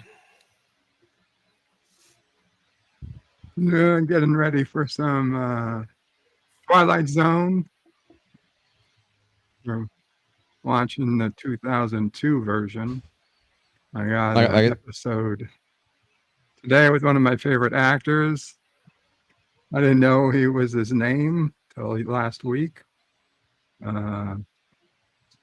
Lou Diamond Phillips. Lee Diamond Phillips. Lou Diamond Phillips. Oh, talk about an actor that fell hard. Fell hard? What are you talking about? The man looks exactly the same. Yeah, he was good in Stargate. I mean, in the quality of the projects he's been getting. Hey, he was good in Stargate, okay? He was great in Longmire. The best movie he ever did was fucking. Don't say La Bamba. No. Thank you. The First Power. Okay. Wait, Lou Diamond Phillips. That's the guy who was in SGU, right? Yes. Yes. Yeah, I love Lou Diamond Phillips. Yeah. Oh man, he's awesome. The La Bamba guy. Yeah. I never seen La Bamba. You never seen La Bamba? Oh my god. The Richie Valens story. Oh my gosh, dude. It's horrible. Classic. I'll take your word for it. It's classic, dude. Oh my god, dude. That guy is awesome. It's classic. I can't wait. And that's today? It's today's Twilight. It's the first Twilight Zone episode. The first one? All right, sweet. And Bird wouldn't Hopefully have it's a seen The long First one. Power, because that's all. No, it's a half. What'd you say? Oh, it's a half one. I said Well- Bird wouldn't have seen The First Power because that's a horror movie. No, I did never seen that either. The first episode is 2 stories, and the second episode is the first full-length one of the season. Diamond Phillips, man. Fuck yeah. The long one today was directed by Jonathan Frakes. Not that it matters, but He's a good director. it's actually the 9th episode, the 9th story of the season, but it was the first recorded. The first recorded episode, for what it's worth. Well, one of the worst things Jonathan Frakes ever directed was Clock Stoppers. Everything else is good. This was 2002, so this was post. Oh god, that's making me feel old now. I just looked up Stargate Universe, and I can't believe that it's almost 15 years old now. Oh, is it 15? Dear God. 2009 is when it came out. He was in Universe? Wow. Yeah. Oh shit, that was him. Yes. Yeah, that was him. I Yes. never realized it. Yeah, he's a good actor. That's why. He's an awesome actor. If you recognize the character before the actual person, that means that guy's a good thespian. Just goes to show that, Bird doesn't even listen to me because I mentioned that and now he heard it. When someone I know you said it like a minute ago, 5 minutes ago. But the very first time I ever noticed there was an actor was Longmire. Oh, really? Yeah. Nah, dude. My first was La Bamba. I think that was his first. And then trying to think what else he was in. That's his first. I know it's not his first. It was the first that I saw him in. I'm born in 80. Hello? That's right. I'm older than you. Oh, if you look at it linearly, you are. Yeah, that was one of the conversations I was having with Rock Solid this week. Was I keep forgetting that I'm younger than him because I made a joke about him when he came to certain games he liked. I called him a monster and he called me millennial. And I'm like, aren't you a millennial too? Because you're younger than me. He's like, no, I've been 40 for a while. And I'm like, damn. Yeah, I'm older than LDG. I was born in 1975. Really? Yeah, I'm older than you, man. You're 5 years older than me? Dear God. Yeah, and I still look good. No, I'm not conceited. I'm just convinced. My God, wow. You can Well, work don't convinced worry, you're I conceited. do. Most people are wrong about most things. I haven't shaved or did my hair this morning. I still got to wash my hair. I haven't washed in 2 days. Did your hair like a woman? I got to wash my hair. Yeah, I don't have to do my hair.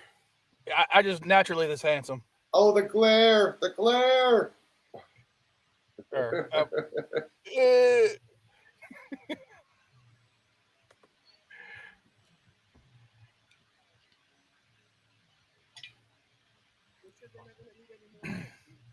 What is Bird? Are you trying to stream as well? It is streaming. It's showing a broken link for me. I don't know why. No, it's working. I can see it on Kick. Okay, well, on my little thing, I noticed it has a broken link mark, so I don't know what that meant. Oh, well, I can see it streaming at the moment. So. All right, cool.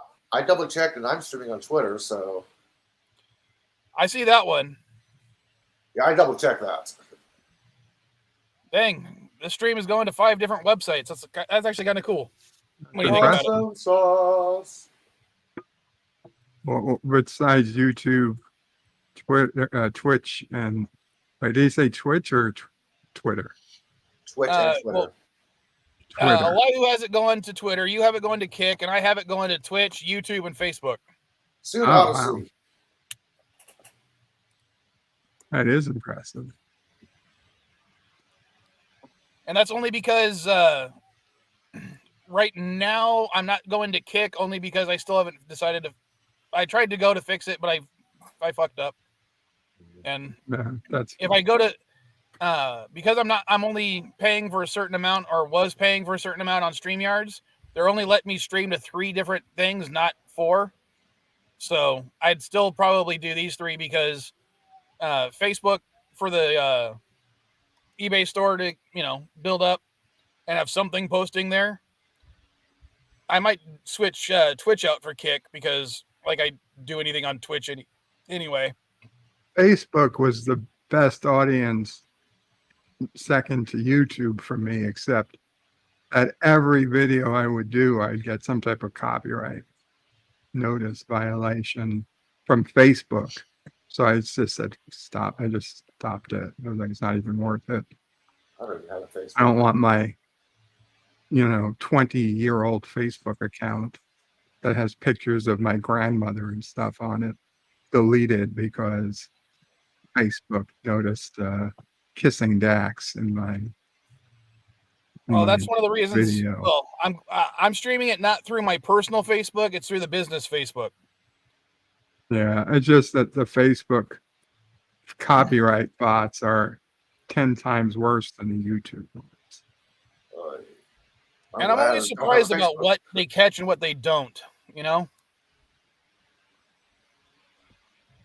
I mean, I've literally seen people on Facebook get a copyright strike for stuff that they created. Yeah. Like literally reposting their own video and Facebook being like, you own this video. You're not supposed to post this. What?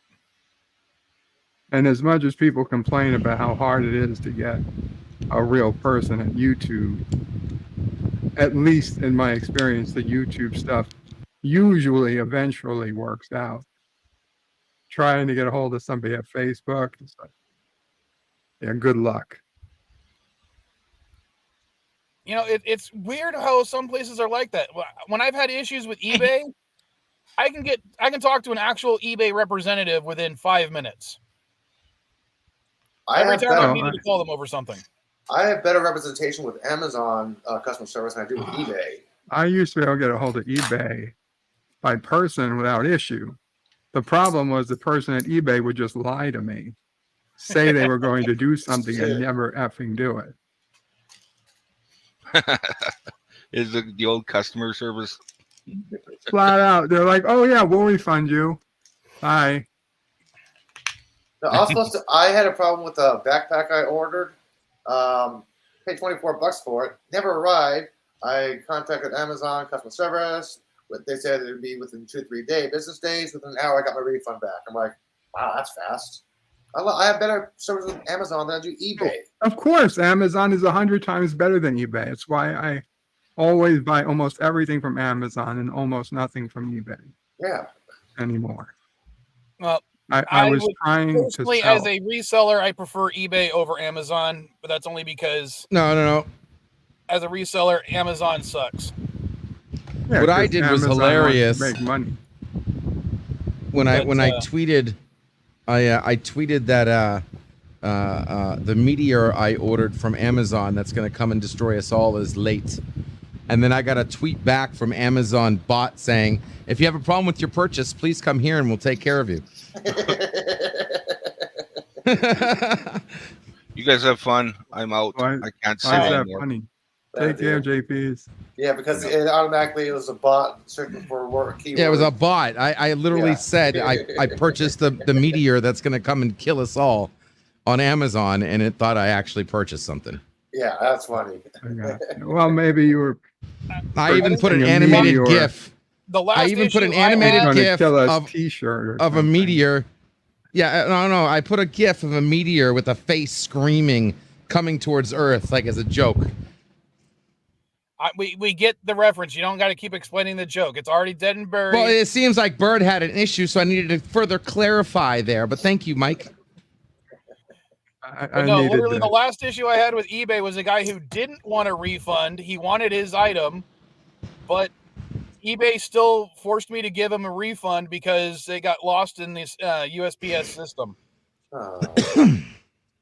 Which means I'm out the product and the money. And not that I blame the USPS I'm not ignoring system, you. because they handle so much, and they still don't screw up as much as Amazon does, in my opinion. Gorilla says Facebook is busy censoring stuff, even a post from 12 years ago to handle actual consumer service. Is too busy censoring stuff from 12 years ago to handle customer service. 54.5 Access Radio says, I don't think I'm allowed on Facebook. I'm waiting for AI viruses. I do use the messenger service more than I use Facebook itself. And I use WhatsApp a lot more than Facebook. Don't have either. Well, I use WhatsApp because it's easier to text Mrs. Vile using that service than it is using anything else. Yeah, cheaper than your phone. Understandable. Yeah, you don't want to avoid those international charges. Understandable. Yeah. And hold on, I'll be right back again. Blame it on Hussein. Yeah.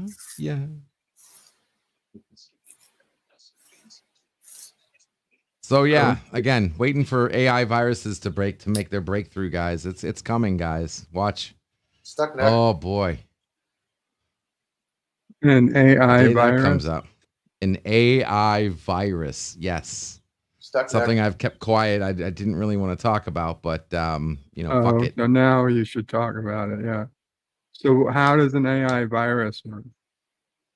An AI virus, basically, without any other, it's basically an undetectable virus. Are you going to give any sort of details or just words? So a virus is found, right? So when someone makes a virus, right? They hard code the virus, right? And every virus we weren't ignoring them. Every hard coded virus. What exactly is a hard coded virus? It's in the hardware. Non-AI. No, meaning non-AI. Non-AI. Yes. Like the difference between a program and an AI program, right? So an AI you're program calling is adaptive, something hard-coded is a non-AI? Which is basically 99% of all the viruses being created right now. There's someone sits down behind a computer, it's hard-coded. It's just coded. They program a virus. Okay. So like today, if I was to say hard-coded, that would be something that was like physically in non-alterable memory. No. You're correct. Saying no. Hard-coded is static coding. What literally the definition of just coding is. Yes, just so coding a regularly virus, yes. coded virus. Yes. Okay. So every regular coded virus, right? AKA hard-coded, right? They have signatures. That's how that's how antivirus works. It detects the signature of a virus, and then it knows how to get that virus, from that point on. That's why you have 0 day, right? So until they come out with a signature detection and able to clean the virus out, a virus has free domain. It can do whatever the hell it wants. It can do anything until its a signature is isolated, and antiviruses can start targeting them and removing the virus. Well, an AI virus has the ability of changing its own signature indefinitely. Oh, like a bacteria. Gotcha. Something like that, but more like a virus. Virus, sorry, thank you. Like, virus. Thank more, you. More like a virus, yeah. That can constantly change its signature, making it possible or virtually impossible. Are you saying that this virus is actually able to evolve according to its environment? Yes, smarty pants. Oh, I thought yes, but only because the user allowed it to happen. So okay, only because the user made it to do that. Okay. Yes. But that basically is going to mean that now computers are going to be affected. Before, I used to make the joke when I used to do tech support. I used to say, do all the sexual shit you want on a computer because I can get rid of anything you catch. Now you're going to have like AIDS. Literally, you're going to have viruses on computers that if your computer catches it, there is no choice but to format your system. You're going to have it permanently now. It's not like, you take a couple pills and it's over. Now it's like an actual virus. Like your computer got it. I don't know anybody. Except if the virus actually causes hardware malfunctions to actually occur within the solid state memory in order to stay after a format. But they're smart now. They don't do viruses. Before, viruses used to be like 20, 30 years ago. Viruses, yes, screwed up your computer, and people created viruses to fuck up people's machines, like the Monkey B virus. But causes the transistors inside a solid state memory to malfunction, it would stay after a hard formatting. So even then, it wouldn't work. Yeah, look at StuNext, okay? No, I don't follow you. If it causes a hardware malfunction, it's dead. No, kills itself. If it forces the transistors to stay in a certain state, regardless of whether there's power on it. I see what you're saying. I see what you're saying. Okay, hard-coding itself into the transistors, meaning that if you format, it's still not going to get rid of it. Yes, it would, because then all you have to do is format. StuNext was Let me finish. It's still in the system, dude. The only virus that stays in the system beyond a hard drive is the freaking firmware. If you flatten your firmware and you reinstall your firmware, which a virus cannot control over, that's a third-party source that's flattening your freaking erasing your firmware and reinstalling it properly. StuNext was basically the allegedly U.S. intelligence creation to stop the power things in the nuclear reactors in Iran. Iran tried to purge the system. It was still there. They had to replace the whole entire system. Yeah. Yes, and you can do that internally. I don't think you're understanding what I'm saying, because if the virus is able to cause your system to actually create a charge that changes the hardware. But you physically can't do that. You can't. The only way you can't do that unless program it to create a surge within those sectors. Bird is correct. Let me finish. You can't have a computer fucking have instructions that come from nothing. They have to come from something. Okay? There is no virus. A virus will not tell hardware to specifically. That's what the firmware's job is to do. Anything that's programmed in the hardware to tell your hardware what to do, it comes from the firmware. It doesn't come from magical la la land. How does solid state memory work?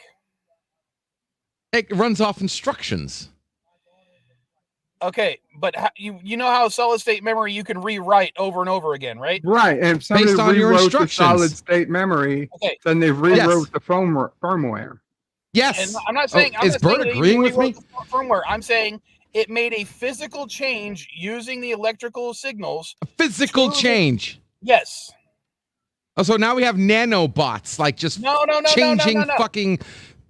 LDG. How the solid state is powered by electricity. That's how an electrical signal is sent to the transistor to go either to 1 or 0. Correct? After it's gone through an instruction to do that, yes, by the firmware. And if the virus is the one sending the signal to the solid state memory to force it to remain in because of the charge, it is to remain as a virus. Yes, I'm with you. Or closed. Yes, but that's all done by firmware. It doesn't just magically happen. And you're saying a virus can't infect the firmware? I'm telling you it can. I'm telling you to clear it out. You have to reset your BIOS. No. You're saying it will stay. Your original comment is that if you get infected like that, it is permanent. You have to buy a new computer. That is incorrect.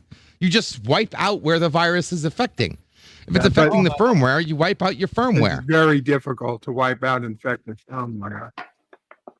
No. It used to be, but not today. Today, they literally have ports on motherboards that you stick in a thumb drive, and it wipes the memory immediately. It's built into most brand new motherboards, and it's been like that for years now. Maybe like back in the 90s, yeah, it was a pain in the ass to reset your firmware. If you caught a certain virus and it when you boot up your computer and you see that quick little black and white logo that says Dell or whatever, that's your firmware. And you used to get viruses back in the day that would affect your firmware, and it would like literally change the logo, or you would see some kind of corruption within the BIOS boot up. But you can wipe that out. And today it's easy as pie. By sticking in a thumb drive, you can wipe you can reset your BIOS. I want to see if this works. But initial point is, if it's a freaking AI virus, you'll never find it. You won't be able to do anything except for wiping out your entire system. All right, I don't know why it was doing that. Let me try something else. Now, you could counter it with an AI antivirus, but that would be almost like an infinite stalemate chess game. Calling an AI virus a virus that has the ability to edit its hash. Yes. Well, so you don't need AI a lot of people to do that. A lot of people don't even know what hash is. No, you don't. But to do it infinitely in an infinite, non-repeatable way, AI is your best bet to go. Oh, wrong type of hash. Sorry. You're talking about super viruses. I'm talking about AI viruses. Super viruses are viruses that change their signature, but they do it in a dynamic way. It's not AI. It's still limited. Well, AI is still limited too. I mean, it's not truly. It's only. Let's see if I can explain this to LDG. It's only limited until quantum AI comes out. Then you pretty much break that wall. Okay. Because right now we don't even know. You think you know AI, guys? Wait till quantum AI comes out. Are we playing Pictionary? Oh boy. No, I'm trying to show something to LDG. Okay. So we have a solid state memory in a hard drive, not a magnetic. We're talking about solid state. Okay. It's basically each of these little transistors. We know that they're either on or they're off, right? I'm going to use the dot to say on and the blank to be off, right? Okay. Okay. And they're all connected to a CPU or whatever. We're going to say a CPU. Now, if the virus tells the CPU and the CPU executes to send the electrical signal to these transistors in the solid state memory, and it causes the electrical signal to be damaged so that the gate that turns these on or off is now stuck either in these positions, on, off, whatever. Even if you format it, because those gates are now damaged by the electrical system, by the or electrical signal, even if you format the hard drive, these are staying in those positions. Okay, so let me clarify what you're saying. Does it damage it? It over voltage. It for some reason it would have to over voltage. It would have to over voltage not only a particular moment. No, because there are viruses that the virus. Yes, it is. But no. Okay, wait. Your firmware. The system and is sending a higher current to those transistors. I'll wait till you guys finish with your little minutia, and then the person who knows what he's talking about can continue speaking. Let me know. All right, then I'll continue speaking and not give you a chance because I'm the one who knows what I'm talking about. Dude, listen, you're right about what you're saying right now. What you're failing to freaking tell the people the full truth is that there are safeguards against damaged circuits. That the hardware will automatically skip any damaged circuit. This is already built into motherboards.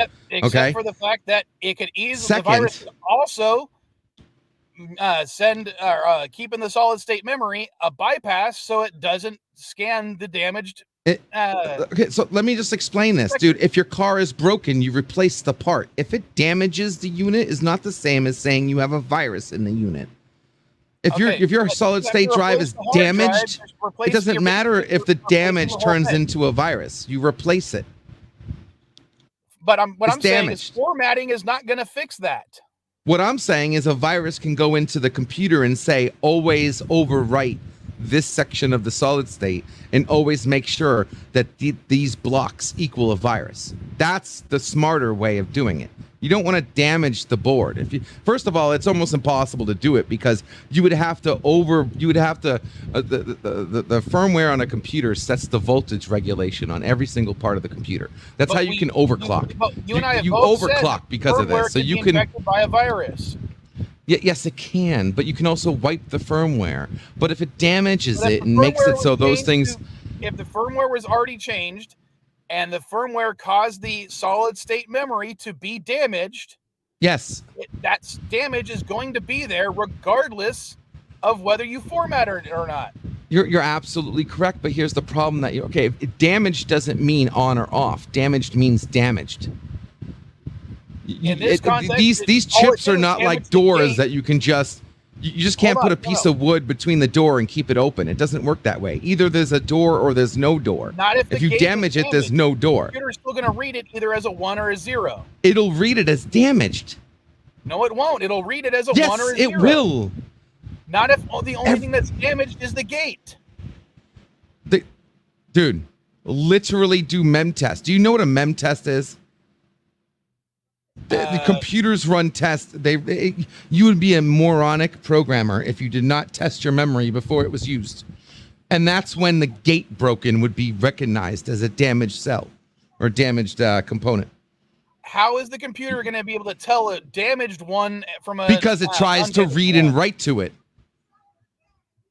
It's no different than checking if a door works. See if you can walk in and then see if you can walk out. That's exactly how memory works. It would write a 1, it would read a 1, and it would write a 1. And it would read a 0 and write a 0. If that didn't work, and in what you're explaining, if a virus actually did what you're saying it does, it would fail that test. Except if you wrote a bypass into the damaged code. Oh, God, this is like CSI. No matter what I say, you're going to come up with another story. You should be a story writer. You should be a story writer. You know what? I would love a version of Picard 3.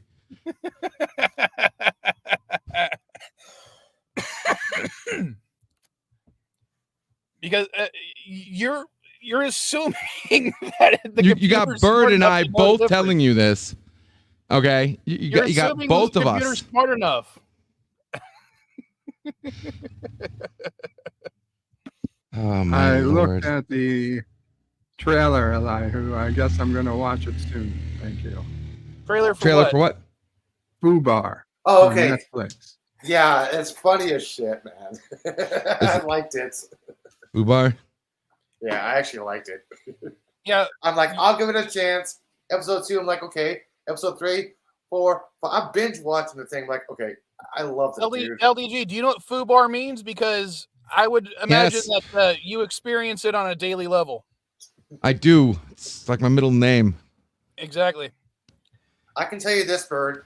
Murphy's my girlfriend. What made me got Fubar is my middle name. Addicted to the show was one of the opening sequence when the guy told Arnold, either you're what was it? I can't remember the exact line again. Damn it. Either you're the fastest 65-year-old white man I've ever seen, or you're already on that truck. That was in the trailer. Okay. It seems a lot like True Lies. Kind of. Yeah, it is a little bit kinda, but it's a lot better than that movie was. And yes, Tom Arnold is in it. I mean, True Lies is a very highly rated movie. Yes. To me. I mean, it's like a fucking 9. I know. It's a dumb action flick. That's why it's so good. Fubar is really well. Isn't that the Arnold Schwarzenegger movie about the guy? Or that's Eraser? Yes, True Lies had Arnold and Did Jamie you Lee really Curtis. just explain it as, is it that Arnold Schwarzenegger movie where he plays the guy? True Lies is an Arnold Schwarzenegger movie. Okay, that's the one with that Denise or whatever, that lady with the black where dress. His wife Jamie. Yeah, his wife thinks. Yeah, okay. Yeah, the famous the dress scene with the dance, and he's in in the shadows, and she can't see him even though he's standing right in front of her. Dude, yeah, okay. When Arnold dropped that recorder, that was an accident. The director loved it. He kept it in the take. Arnold was shocked when he saw Jamie Lee do that dance. Okay. To be honest, I would have been shocked too. Yeah, he dropped the tape recorder as an accident, and the director loved it so much, he kept it in. Because God, that movie was so dumb. I wouldn't give that movie a 9, though. I mean, the whole scene with the limo on the bridge, and the bridge is blowing up. Oh, okay. There's a fucking nuke. They nuke Key West. Dude, come on. Well, that's what he doesn't like, is they nuked Florida and got away with it. Any Arnold Schwarzenegger movie all have the same. It's like a Kurt Russell movie. I mean, Arnold Schwarzenegger, Kindergarten Cop, Eraser, Last Action Hero. They're all good B movies. They're dumb action movies, and that's, if you watch it as a dumb action movie, you can appreciate it on that scale, and that's why it deserves a 9 on that scale. If you're talking about on a drama scale, it deserves a 1 because it's not a fucking drama. Yeah, I guess you're right. I'm sorry. I'm sorry for my give it a chance. My discrimination of the categories there. Sorry, you're correct. How about watching one episode before you try to badmouth a show? I haven't seen it. Not bad mouthing. I'm just saying it. I'll see if I can watch it this weekend.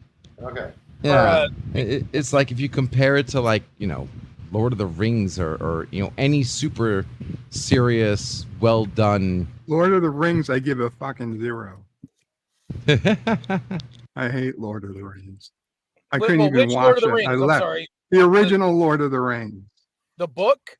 The movie. The books rock. The movie. Yeah, but it was a high. I never read the book. There we go. I love the Lord of the Rings movies. At least the Peter Jackson trilogy. The books were a hell of a lot better, dude.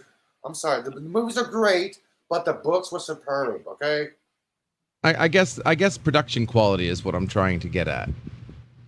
Maybe it's not a 9 in production quality. Okay, can I clarify myself so I don't look like a dick completely? All I know is that I was watching a movie, and it was fucking little people and fucking furry feet, and I was like, "Get me out of this theater! How much long is left?" And the guy's like, "There's 2.5 hours left," and I was like, "No fucking way!" And I look, and holy shit.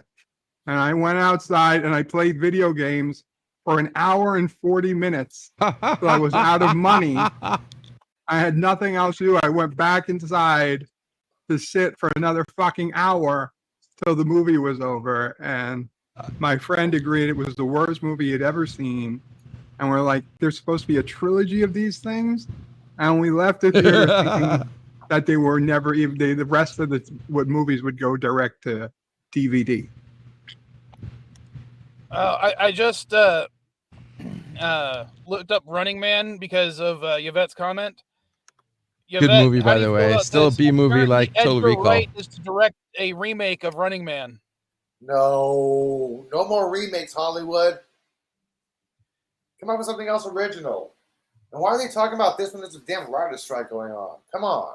No, this was announced in 2021. Oh.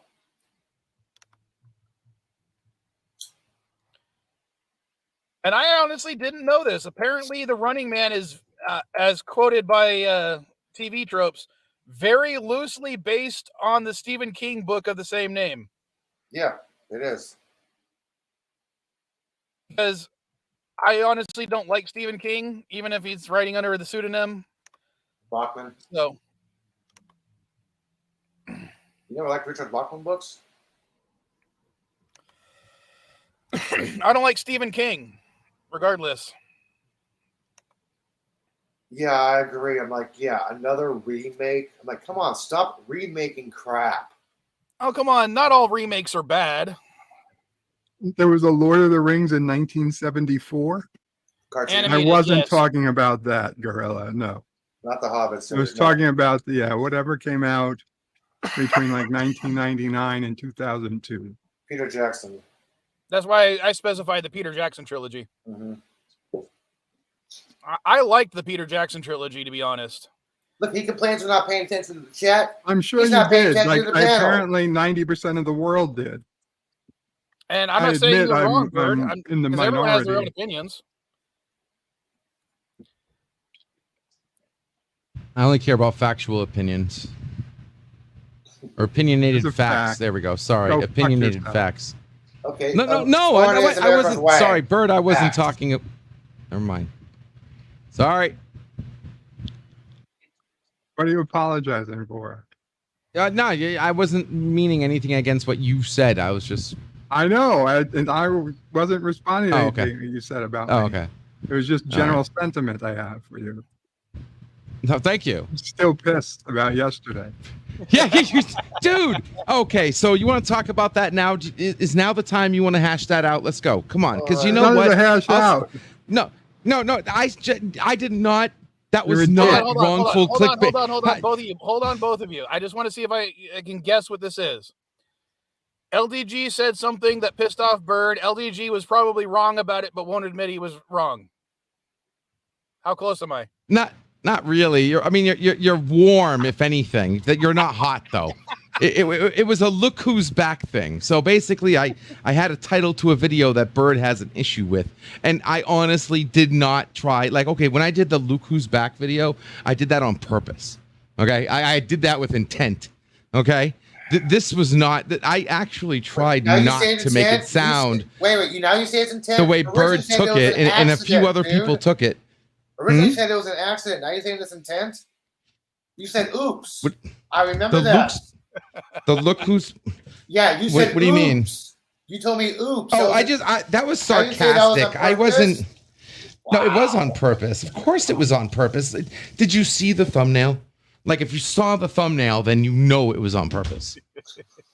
Okay, so I don't know what you're talking about as far as saying I thought it was an accident, because I took full responsibility for that and I changed it immediately. Yeah, yes. Okay, so yeah, but as far as no, I didn't change yesterday's title because that's bullshit. I did not think people thinking Mr. Londell was dead was going to happen. When I simply said urgent news about Mr. Londell promoting his. We're about to go live right now. Get your ass over here. But then people came in thinking I was going to, I don't know, a news report that Mr. Londell's in the hospital or on the verge of dying or something, and then I got caught hell for it. I got caught hell for it on the channel I was trying to help promote. Freaking people giving me hell. LDG, like Dandelion and Bird. It's that whole thing about you using your definitions as opposed to the social definitions. But that's what makes me special. I'm allowed to be that person. Yes, we all know you're special with a capital ED.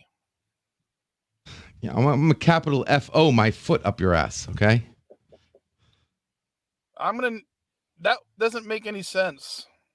I know, and I was just going with the flow. But anyway, needless to say, I don't need to apologize and get hell. I am special. With and Bird rang me yesterday for it. Wearing your helmet? Just because I said urgent news about Mr. Londell and I was talking about a live stream. And everybody thought it was like, Mr. Londell got into a car accident or some shit. Because we've had a shitty week. We've had people die. We've had people attempt suicide. We had people in the hospital for cancer and tumors. We had all types of things going on. And then I see a deleted stream, emergency, Mr. Londell, urgent. And okay. Emergency was not used. Emergency was not used. Okay, so that was just in my brain. Fake news. We had like 3 exclamation points. Urgent news, Mr. Londell. And then you had deleted it. That was after we were live. That was after like 15 minutes, and I didn't want to get a YouTube strike for promoting another channel. Like, I've gotten a strike before for doing that. You can't keep those videos on YouTube. Why Bird is pissed? Multiple exclamation points after the word urgent. Hello. That's like texting 911 to somebody. Which, by the And way, asking, where did I leave my belt? Come on. I agree, Jordan.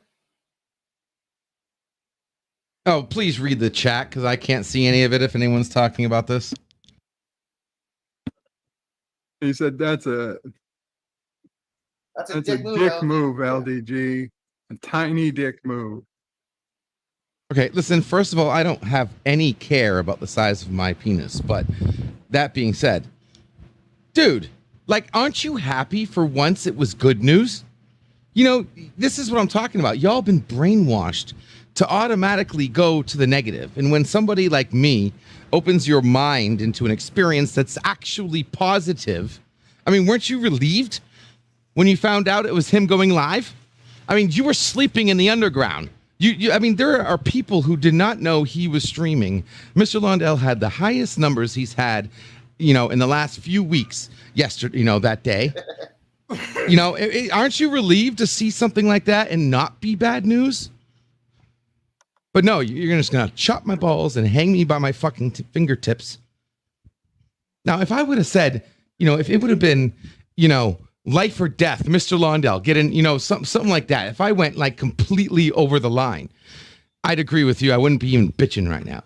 But dude, you used the word urgent followed by 3 So exclamation now points. urgent must mean life-threatening. Urgent should not mean anything positive. Urgent is only used if some shit's going down. Yeah, then why did you use it? Like I said, it's like texting somebody now. Because not the same thing everybody else uses. It just, dude. If the one thing I try to be is unique, I don't do the same thing over and over again. I keep it fresh. And this particular time, I asked myself, what should I name it? Urgent came to mind this time. Hold on. I'm gonna. Because it was urgent. Because Mr. Londell is criminally undersubbed, and we have a blast over on his Saturday watch parties. And I am more than shocked I don't see more people coming out and hanging out. Because he's got the watch party set up. He does his own watch party so you can watch it. We got a panel, so if you want to hear us talk over the movie, you can do that. And we have people who actually come to the panel and have a good time. Gorilla. But no, I guess all these words are just flying out of my ass. It causes us to have anxiety, wondering what the hell's effing happened, and we can't watch it right away. We're wasting that time worrying. Okay, so as soon as you click the video, right? As soon as you clicked it, you heard me talking about what was going deleted. On. No, that was after. Unavailable. Okay, that's not my fault that YouTube refuses to remove a video that's been deleted. You deleted the video. Because I deleted it because I get a strike because of it. You get a strike if you created a video, you titled it what it was, and then you knew you were going to delete it. So if somebody saw in their feed, hold on, guys. I posted a poll in the chat, and I said, "Is LDG in the wrong for this?" And let's just abide by the people watching who know us best. And I can't vote. And that have 5 million accounts. Yeah. I could see like 9 alt accounts right now clicking yes. Fucking hang LDG hashtag. LDG. Do you really think I have that many people who watch my freaking channel that have you have more than public accounts? We have 7 votes every time so far, and 88% says yes, 12% says no. Oh fudge! Hold on, I'll be right back again. No, I didn't vote. I didn't even vote yet. I'm still outside. Lies. I swear to God, dude, I'm outside. I'm not even behind my computer. So he voted 8 times to say yes. Okay. 9 votes. I will vote. Yes. When I vote, you'll see the number change. To blow me. I'm not there yet, though. I'm outside having a cigarette. Give me a minute. I'll vote, and you'll see the number change. Oh, and if you're talking about people who are chronically undersubscribed, I would say that I'm in that category, LDG. You want to sit here and tell me I used the word urgent to create anxiety? No shit, Sherlock. That's the whole point of making cool titles. That's what you got to do. right? Like, would you have clicked the damn stream if it was, "Hi guys, come in here for a second"? Or would you click the video if I would have said anything else? Let me put it this way. I don't necessarily, I'm not a huge fan of Mr. Lundell. We probably argue a lot more than I argue with anyone else, including yourself.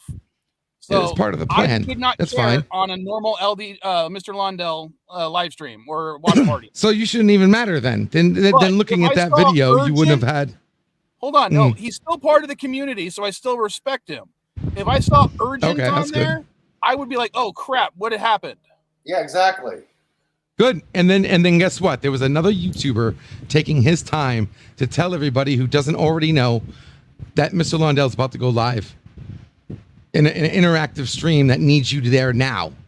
Not a video you're going to watch later, because you don't watch those watch parties after. You watch them when they're live. That's when they're more fun. So I took the time to get more people, the people who pay attention to me, which you choose to pay attention to me. Listen, I'm not going to sit here and apologize for anything I do if you're a subscriber. Okay? If you're a fucking subscriber, you know me. Okay? So I don't even want to hear from that. I did a title to get people's attention, to do something that was positive.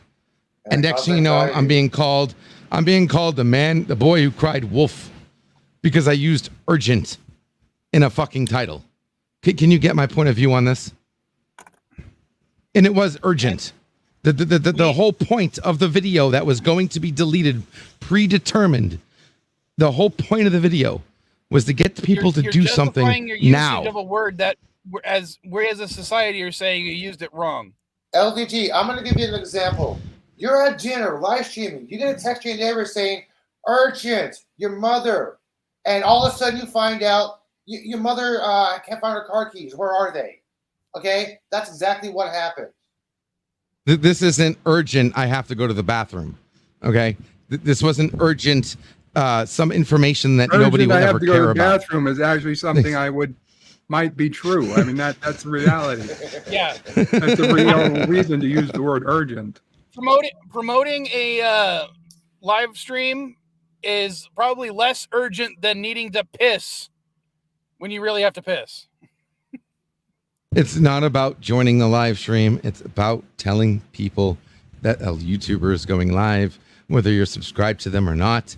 The odds are most likely not, if you're talking about other subscribers from other channels.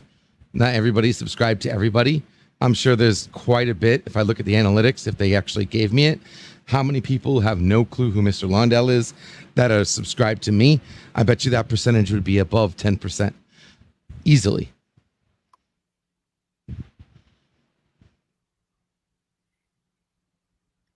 I am not a news channel.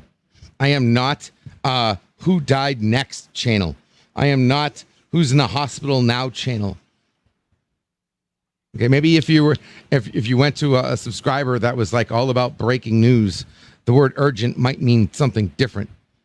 But I am in no shape or form one of those sources. If I say urgent, it means, hey guys, I need to get your attention right now. That's what it means. Dude, if I was to type the exact same thing and put Chris Knight in the title at 5:45 p.m. my time, people are going to think, what the hell's going on with Chris Knight? Because this is normally the time he streams. Okay? Some people would.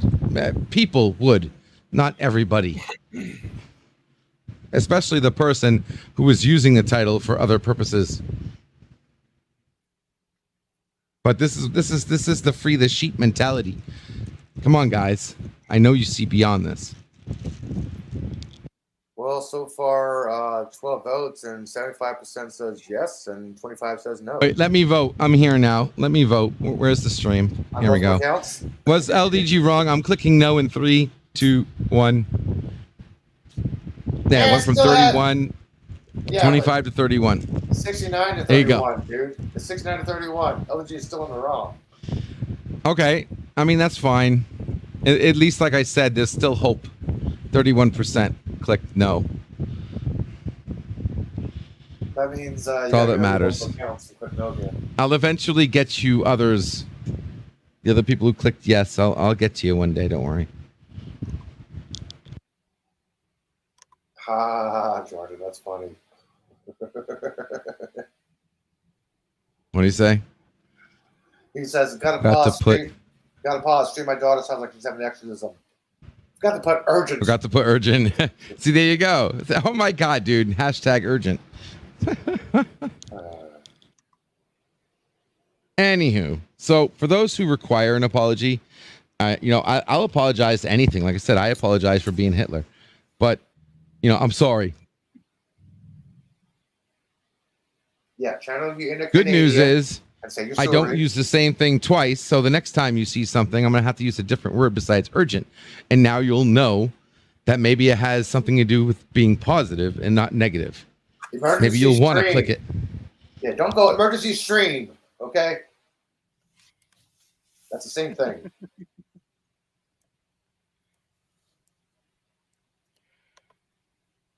Sorry, I was just getting a kick out of the fact that more people have voted on this poll than actually are watching my stream. Yeah, no shit, Sherlock. Yeah, I bet. I think people are like literally just joining just to vote and then leave. Look at this. Was LDG wrong? 78% says yes, 22% says no. How many votes? Like 20 votes? I swear to God. 19 votes. 19 votes, and there's like, what, 5 people watching? Oh, my God. Other than us. This is some Democrat math going on. They this is some... No. They vote and they leave. That's it. They come in and vote and they leave. That's it. Yeah, that's what an alt account would do if they want to chat back in their original name. Oh, that's great. See, this is what I'm talking about with this. Even though it's negative, I can work with this. I can free the net off of this. That might be working because remember, this is going out to multiple streams on 5 different websites are streaming this stream right now. Yeah, so it could be people just going to YouTube to vote and then going back to the stream they prefer to watch it on. Why don't you do another vote? Do another poll that says, "Did you vote with an alt?" It's anonymous. No names will be told. But do another poll. It says, "Did you vote with an alt?"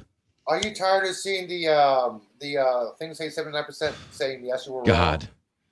Oh. Is that why you want to do another poll? Listen, I don't care how you judge me. It doesn't matter. I'm you, you're me. I understand why you would vote against me. So he just admitted he was a sheep. Look at that. Oh, yeah. Access Radio says the AIs are voting too. That's 33%, I bet. I'm the only one on their side. What 33%? 79 yes, 21 no.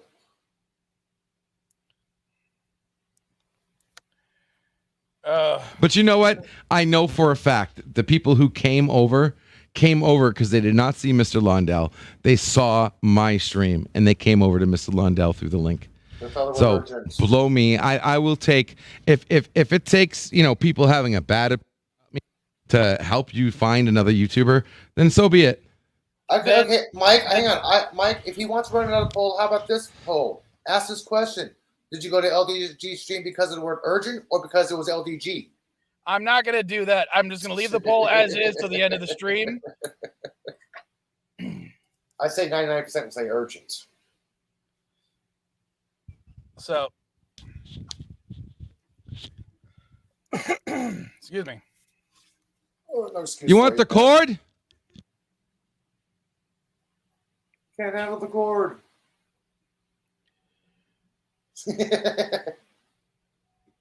He ain't cheap. Well, Jordan, I would say that it would cost a lot more than $500 or $500 of any denomination for me to do that to LDG. I would need probably at least 1.2 million in U.S. currency. And even then, it won't be pleasant for him.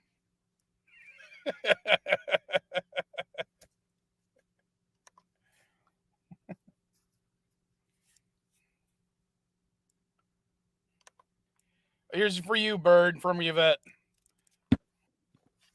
Oh, thank you, Yvette.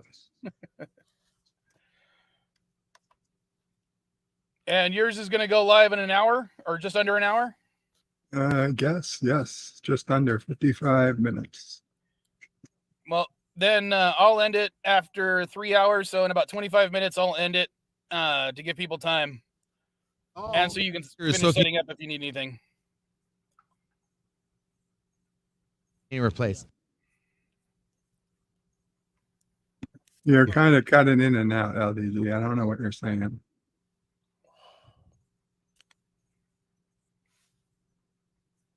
All right, sorry guys. I had somebody come grab the broken TV I put out in front of the house yesterday. I had to replace. Whew. Yeah, I muted, right? You guys didn't hear any of that, did you? Yes, but you were cutting in and out. Fuck. I'm sorry. It's damn headphones. All right. Sorry, I was being a humanitarian. Yeah, great humanitarian giving away broken television. To somebody who can fix it for free. What? Oh, all of a sudden it's different. No, for free you gave away a broken television. I gave away a broken television to somebody who can actually fix it. It would cost them a fraction to fix it. Like literally $30 to fix it. You should be 24 a saint. Let me write to the Pope. Let me write to the Pope right now. Urgent. No, because Bird, to become a saint, you have to perform 3 miracles. And the only miracle the first one is required is LDG admitting he's wrong when everyone says he's wrong. You gave away a free broken television. Every time, so God damn it, you leave shit out. Like, are you happy with yourself, Bird? Are you happy advertising this propaganda when you leave out important information? Like, I gave away something to somebody who can actually use it, not something broken to somebody who can absolutely not use it. It was a broken piece of trash. Do you understand that? Do you understand that divergence in understanding of what you're saying? Would it have cost you money to get rid of it had they not taken it? It would have cost to the environment. It would have cost to the landfill. It would have cost. Would it have cost you money to get rid of it? Yes, it did cost me money. Now I got a profit. This is what my brain looks like. This is what my brain looks because like right now that TV served a purpose to somebody else. Somebody else's happiness is a profit. Bird, does your brain feel like my screen? Static, I guess. Yeah.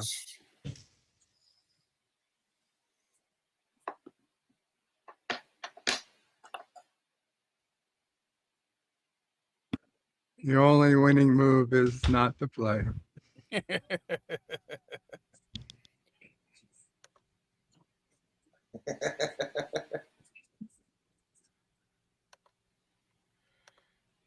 Yeah, don't drink the water.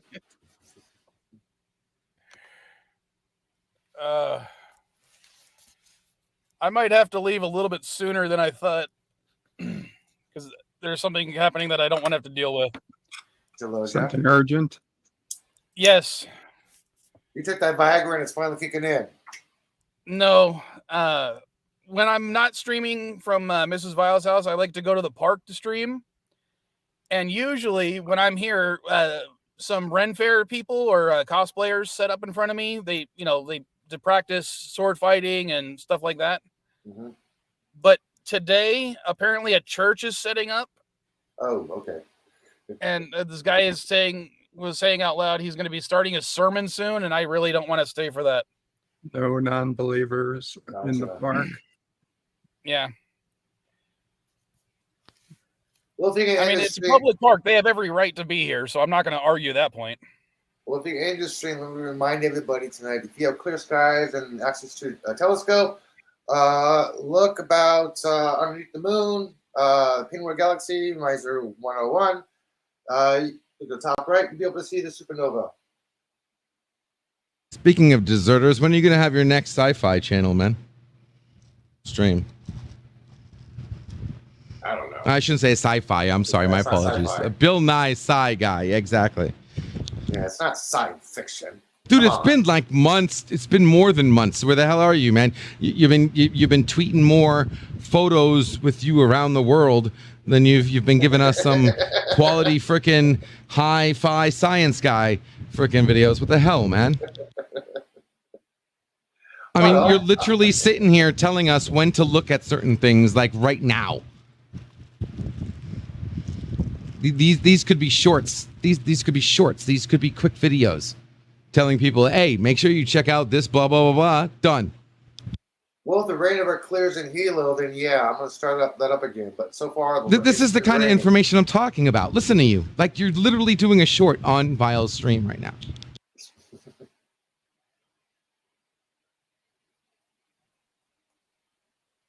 In the words of Kelly Bundy, case of rum, case of rum.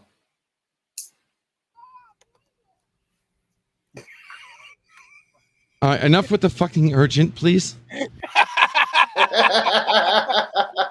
See, I can sound really funny when I talk like that. I got, but the problem is I got to keep doing that shit. Set it up.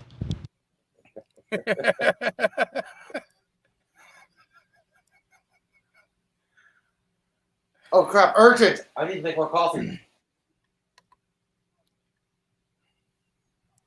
I swear to God, if I'm bed life, we got a whole bunch of dear Bop urgent.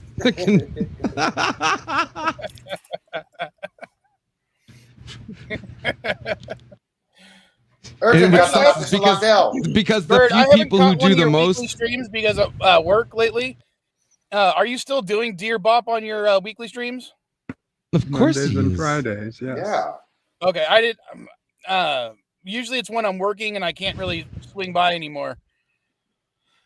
Ever since during the week. God, like, do fish drink? I'm usually working like 8 to 10 hour days every. No, every they day do now. not. Fish do not drink water. Aren't they kind of forced to do it? No, they get the liquid they need from the food. Yeah, but isn't their stomach constantly being filled with every time they open their mouth? No. No. So you're telling me fish swim with their throats shut? Yeah, they breathe through their gills. No, wait, don't talk to me like I'm an idiot. I'm being serious. I'm asking a serious question because I always believed that fish always like opened up their throats, like their body was always digesting water. They close it off because the gills are up by their head. So what they're doing is they're opening their mouths and the water is going through their gills to get oxygen. They're not swallowing that water.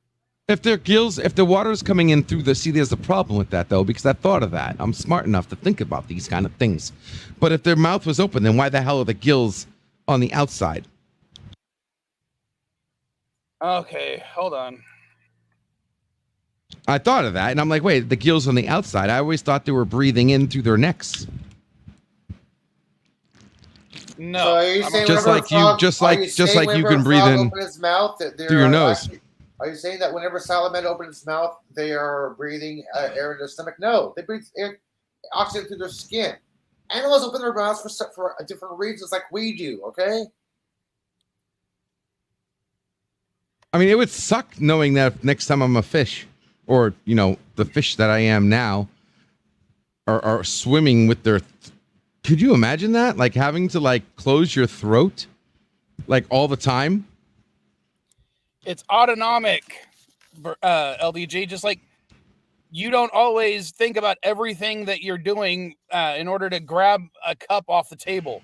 You're not thinking until you are. But you're not doing it. It's automatic. But until you are, the second you realize you're breathing, you are controlling the breathing until you forget about it. It only becomes automatic until you forget about it. Autonomic. Yes, the second I focus, the second I realize I'm breathing, during that moment in time, I'm the person who's breathing. Okay, try to stop your heart. Until I forget about it. Okay, control your heartbeat. I can do that. All right, then tell your heart to stop beating and tell me how that works. Been there, done that. No. But you can control your heartbeat to a certain extent. You just got to know how to do it. Okay, make it stop. Automatic. I can Walking, dude. Walking. My current ability is to be able to control my heartbeat within 5 beats per minute. I can't control it beyond that. And guys, the word is autonomic. How do you? And you do realize you're asking me to kill myself, right? You're asking me to attempt. I mean, I've tried stopping my heartbeat with the hope that I could bring it back, but I never succeeded, thank God. But you are asking me to attempt to kill myself. Yeah, it's 47 New York Times is right. It's like food not going into your lungs. When you swallow, you have an autonomic muscle contraction in your trachea that will allow your food not to go into your lungs as opposed to your stomach. Unfortunately, that's a detour. That's a detour. In order for food to go to your stomach, it's a decision to swallow. When you're swallowing, that has nothing to do with automatic. This is the reason why people choke, because you didn't swallow properly. And in water or food got into the back area where your lungs are located. That is not a supportive comment at all. Okay? People choke because the system gets confused when you're sending two similar signals, one for breathing, one for swallowing. Yes, but the one for breathing is automatic. The one for swallowing Both is not. are autonomic. Why do people choke on water? No. Okay? Because they didn't swallow. If it's automatic, they wouldn't have freaking. Do you guys even speak English? You don't automatically swallow. You automatically breathe. You don't automatically swallow. What? Okay, what he's trying to say is you can swallow, but in order for the food to get processed down your esophagus, those muscles are automatic to do that. You don't do that after you swallow. You swallow. The whole point is, do fish swallow water? Swallow, it doesn't matter. I don't care. You swallow. I don't care about the muscles automatically tell your body to continue to move the food down your body. You don't control that yourself. Yeah. But we're not talking about that, though. If you're a fish in the water and you're not swallowing water, right, you have to stop that by cutting off your throat so the water doesn't go in there. So unless fish are reverse, where it's a choice to unswallow instead of a choice to swallow, then fish would have water through their stomach all the time.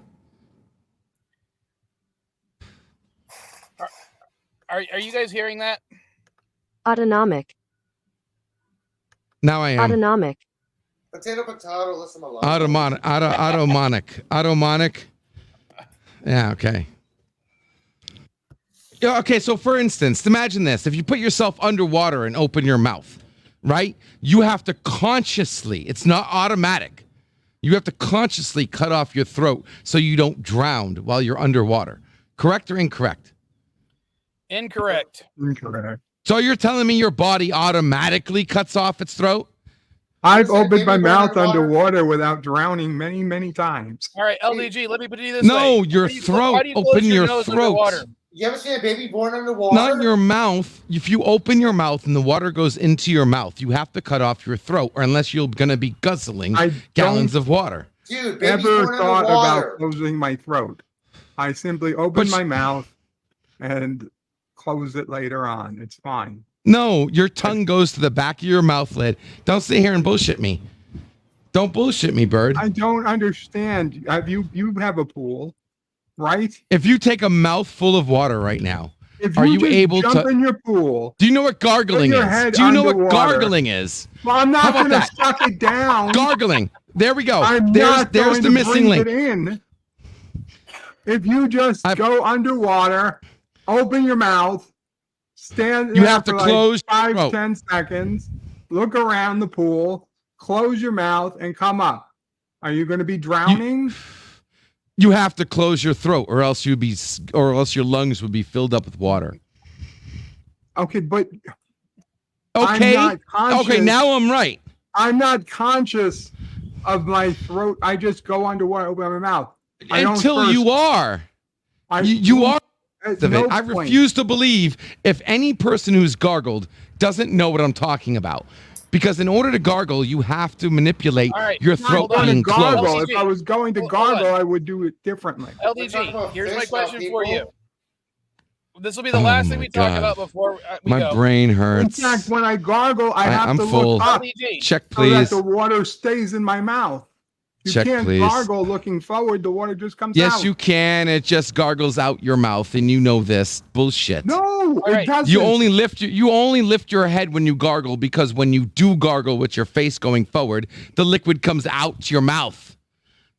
Exactly. You're laughing. Okay, checkmate. Check, please. I'm good. Bird's just fucking with me. I'm not fucking with you. That's how I get past Bird. I have to be so ridiculous he laughs in order for me to know he's just fucking with me. You can't gargle unless your head is back. Yes, you can. You just haven't put enough water in your mouth. I mean, if you only put a little bit, obviously you have to have enough water in your mouth to actually cover the back of your mouth. This is be a funny meme, and I had to laugh. Well, are we still on this? We were talking about fish, and now we're talking about gargling. I don't know where we are. I mean, when you're under the pool, you don't have to lift your head because the water is everywhere. Come on, Bird. No, seriously, LDG, Bird. I don't think you understand the difference between a fully autonomic part of your nervous system versus a partially autonomic versus non-autonomic. No, you didn't mention partially. I'll agree that swallowing is partially automatic because it's built into you. You're about to die unless you do this right now. So yes, it is partially automatic, but you're still being forced to make a conscious decision to close your throat, because if you're not conscious, you won't close your throat. You will drown immediately. It's not that automatic. When you're unconscious, you're still breathing. You're still breathing when you're unconscious. Is not to suck it in. But it's different when you're a fish and you have water around. You're literally in water for the entire life. Like, imagine if you had to be underwater forever. You wouldn't be the way you are now with the air. I don't know. I'm not arguing that point. Okay. I was just making a point. It would be interesting to know, do fish actually close their throat all the time? I think it's a valid, interesting point. That's all I have that's Star Trek related right now.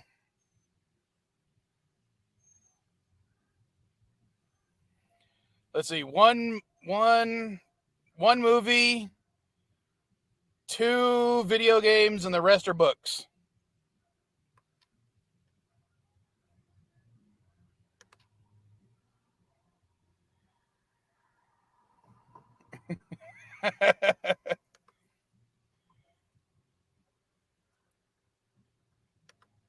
Did you close the poll? No, I said I was going to let it run until the end. Yeah, I don't see it. I'm going to have to refresh. LDG is wrong. Is this 7 people watching? And there's, let's see, there's 77 people watching. I don't see the poll. Where's the poll? The poll is at the top. It's pinned. It's 79%. Did you dismiss no, the poll? 21% said no. 79. I might have. I don't think I did. I wouldn't have. I wanted to see this poll. 70. So it's still 79%. Okay. All right. And there's still what? 20? Is it still 19 yeah, it's still votes? 19 votes. Okay. And the 8 people watching right now. If you just came, please vote. If you want to think about it, though, that's still only a fraction. Wait. Somebody just came in. Somebody just came in. Hold up. Hey, listen. Whoever just came in, you go ahead and vote. I did a video where I said urgent, Mr. Londell, and to promote his live stream that we wanted to get to right away. That was about to go live within seconds. And the poll is basically, did I make it sound like he died? According to YouTube, I have 8 people watching right now, but according to StreamYards, I have 11 people watching. So not everybody who's watching is watching on YouTube. How are you? Where else are you streaming? On Twitter, on Kick, on Twitch. You're streaming on Twitter? On Facebook, yeah. I didn't get a notification for you on Twitter. I am streaming on Twitter. That's because Elihu is cross-streaming it. Yeah. Bird is cross-streaming on Kick. Okay, so I am still followed to both of you, like all of you guys. So I still didn't get a notification saying, okay, Elihu, here you go. Okay, Elihu. Oh, and nice. I just got the notification. I went live on YouTube. Woohoo. That happened to me last night. I was on P&K stream, and I got my notification. I'm like, oh, cool. Paul and Kevin's streaming tonight, the moon, right? I go on and look. They've been streaming for an hour and a half. I'm like, guys, I just got the notification. All right, LOL in the chat, LOL in the chat, LOL in the chat. All right, I just retweeted you, so you might get some more votes coming in soon. Okay. Well, I'm only going to be streaming for another 5 minutes. Give it another 5-10 minutes. Okay, 5 minutes. All right, that's fine. Urgent. Let AI explain it to... You know what, Yvette? And she can hear me in the underground right now. Honey. Very funny. And by the way, just so you know, if you ever see me in your chat, that usually means the underground's in the chat, which usually means you can add 6 to your actual watch count. Except YouTube doesn't actually do that, though. Okay, say that again. YouTube doesn't add 6 to your watch count. No, I know. That's why I said add 6 to your watch count. So it's like you're stealing views. No, I'm giving more views that are not counted. That's... And I'm sure the metadata for that is very valuable. Yes, it is. Yes, it is. Yeah. Yes, it is. Thank you. You have learned. I can go the rest of the day knowing that I've expanded Vilemike's brain. And he doesn't. One more brain cell. He doesn't get the sarcasm in that either. Well, no, I get the sarcasm, but the fact that you acknowledge it is a step forward. No, I'm making fun of it. There's a difference. There is, but slightly still towards my side. Not when my sarcasm is indicating the opposite. Yeah, until I'm dead and you come back and say, you know what, LDG really did challenge my way of thinking.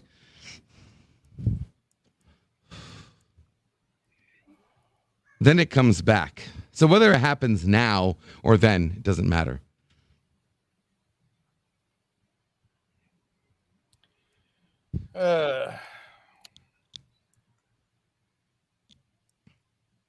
Well, you got about 3 minutes left, dude. Well, in that case, let me waste some time. All right. You're 19 years old now. I figure it's about time you got one after all your complaining.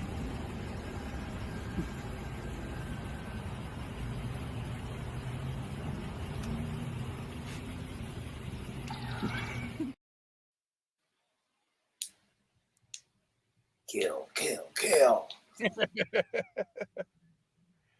Like, fuck the stun setting. Die, daddy. Are we offline now? No. No, I was just we're still live? I thought you were time. playing out. I gotcha. But I feel today was a productive stream, which is quite different than normal. So I will take today as a win.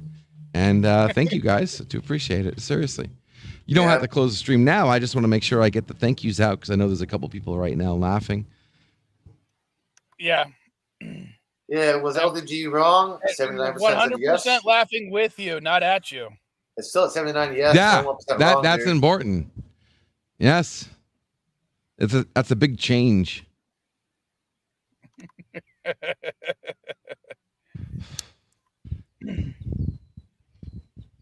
Though I got to give you props because you thought you knew what you got as far as the AI virus is concerned. You got some interesting points. You just didn't think big enough, but at least you're trying. You're thinking too big. No, I'm thinking exactly the right kind of big, which is infinite. He's thinking of a Tom Hanks movie. Unlike certain YouTubers, I believe in infinite, and everything is based on infinite. Every belief I have is based on infinite. Well, we'll infinite get into beliefs next possibilities. time. I'm going to be ending the stream in a minute. See if you can get one last vote. Maybe. We'll see. It's still at 79-21. Still 19 votes is not too bad. I mean, even though I've got 275 subscribers, but only 19 votes. Hi.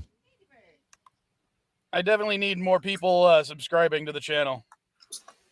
Really? So I wonder if people did some live streams before you went live and named urgent, maybe you'd get a couple. No, I would request that you don't use urgent or anything that might indicate injury or emergency or negative attachments or connotations.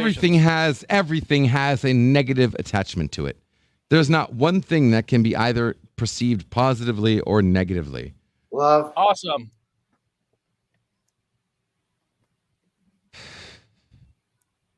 You can kill for good reasons. You can steal for good reasons.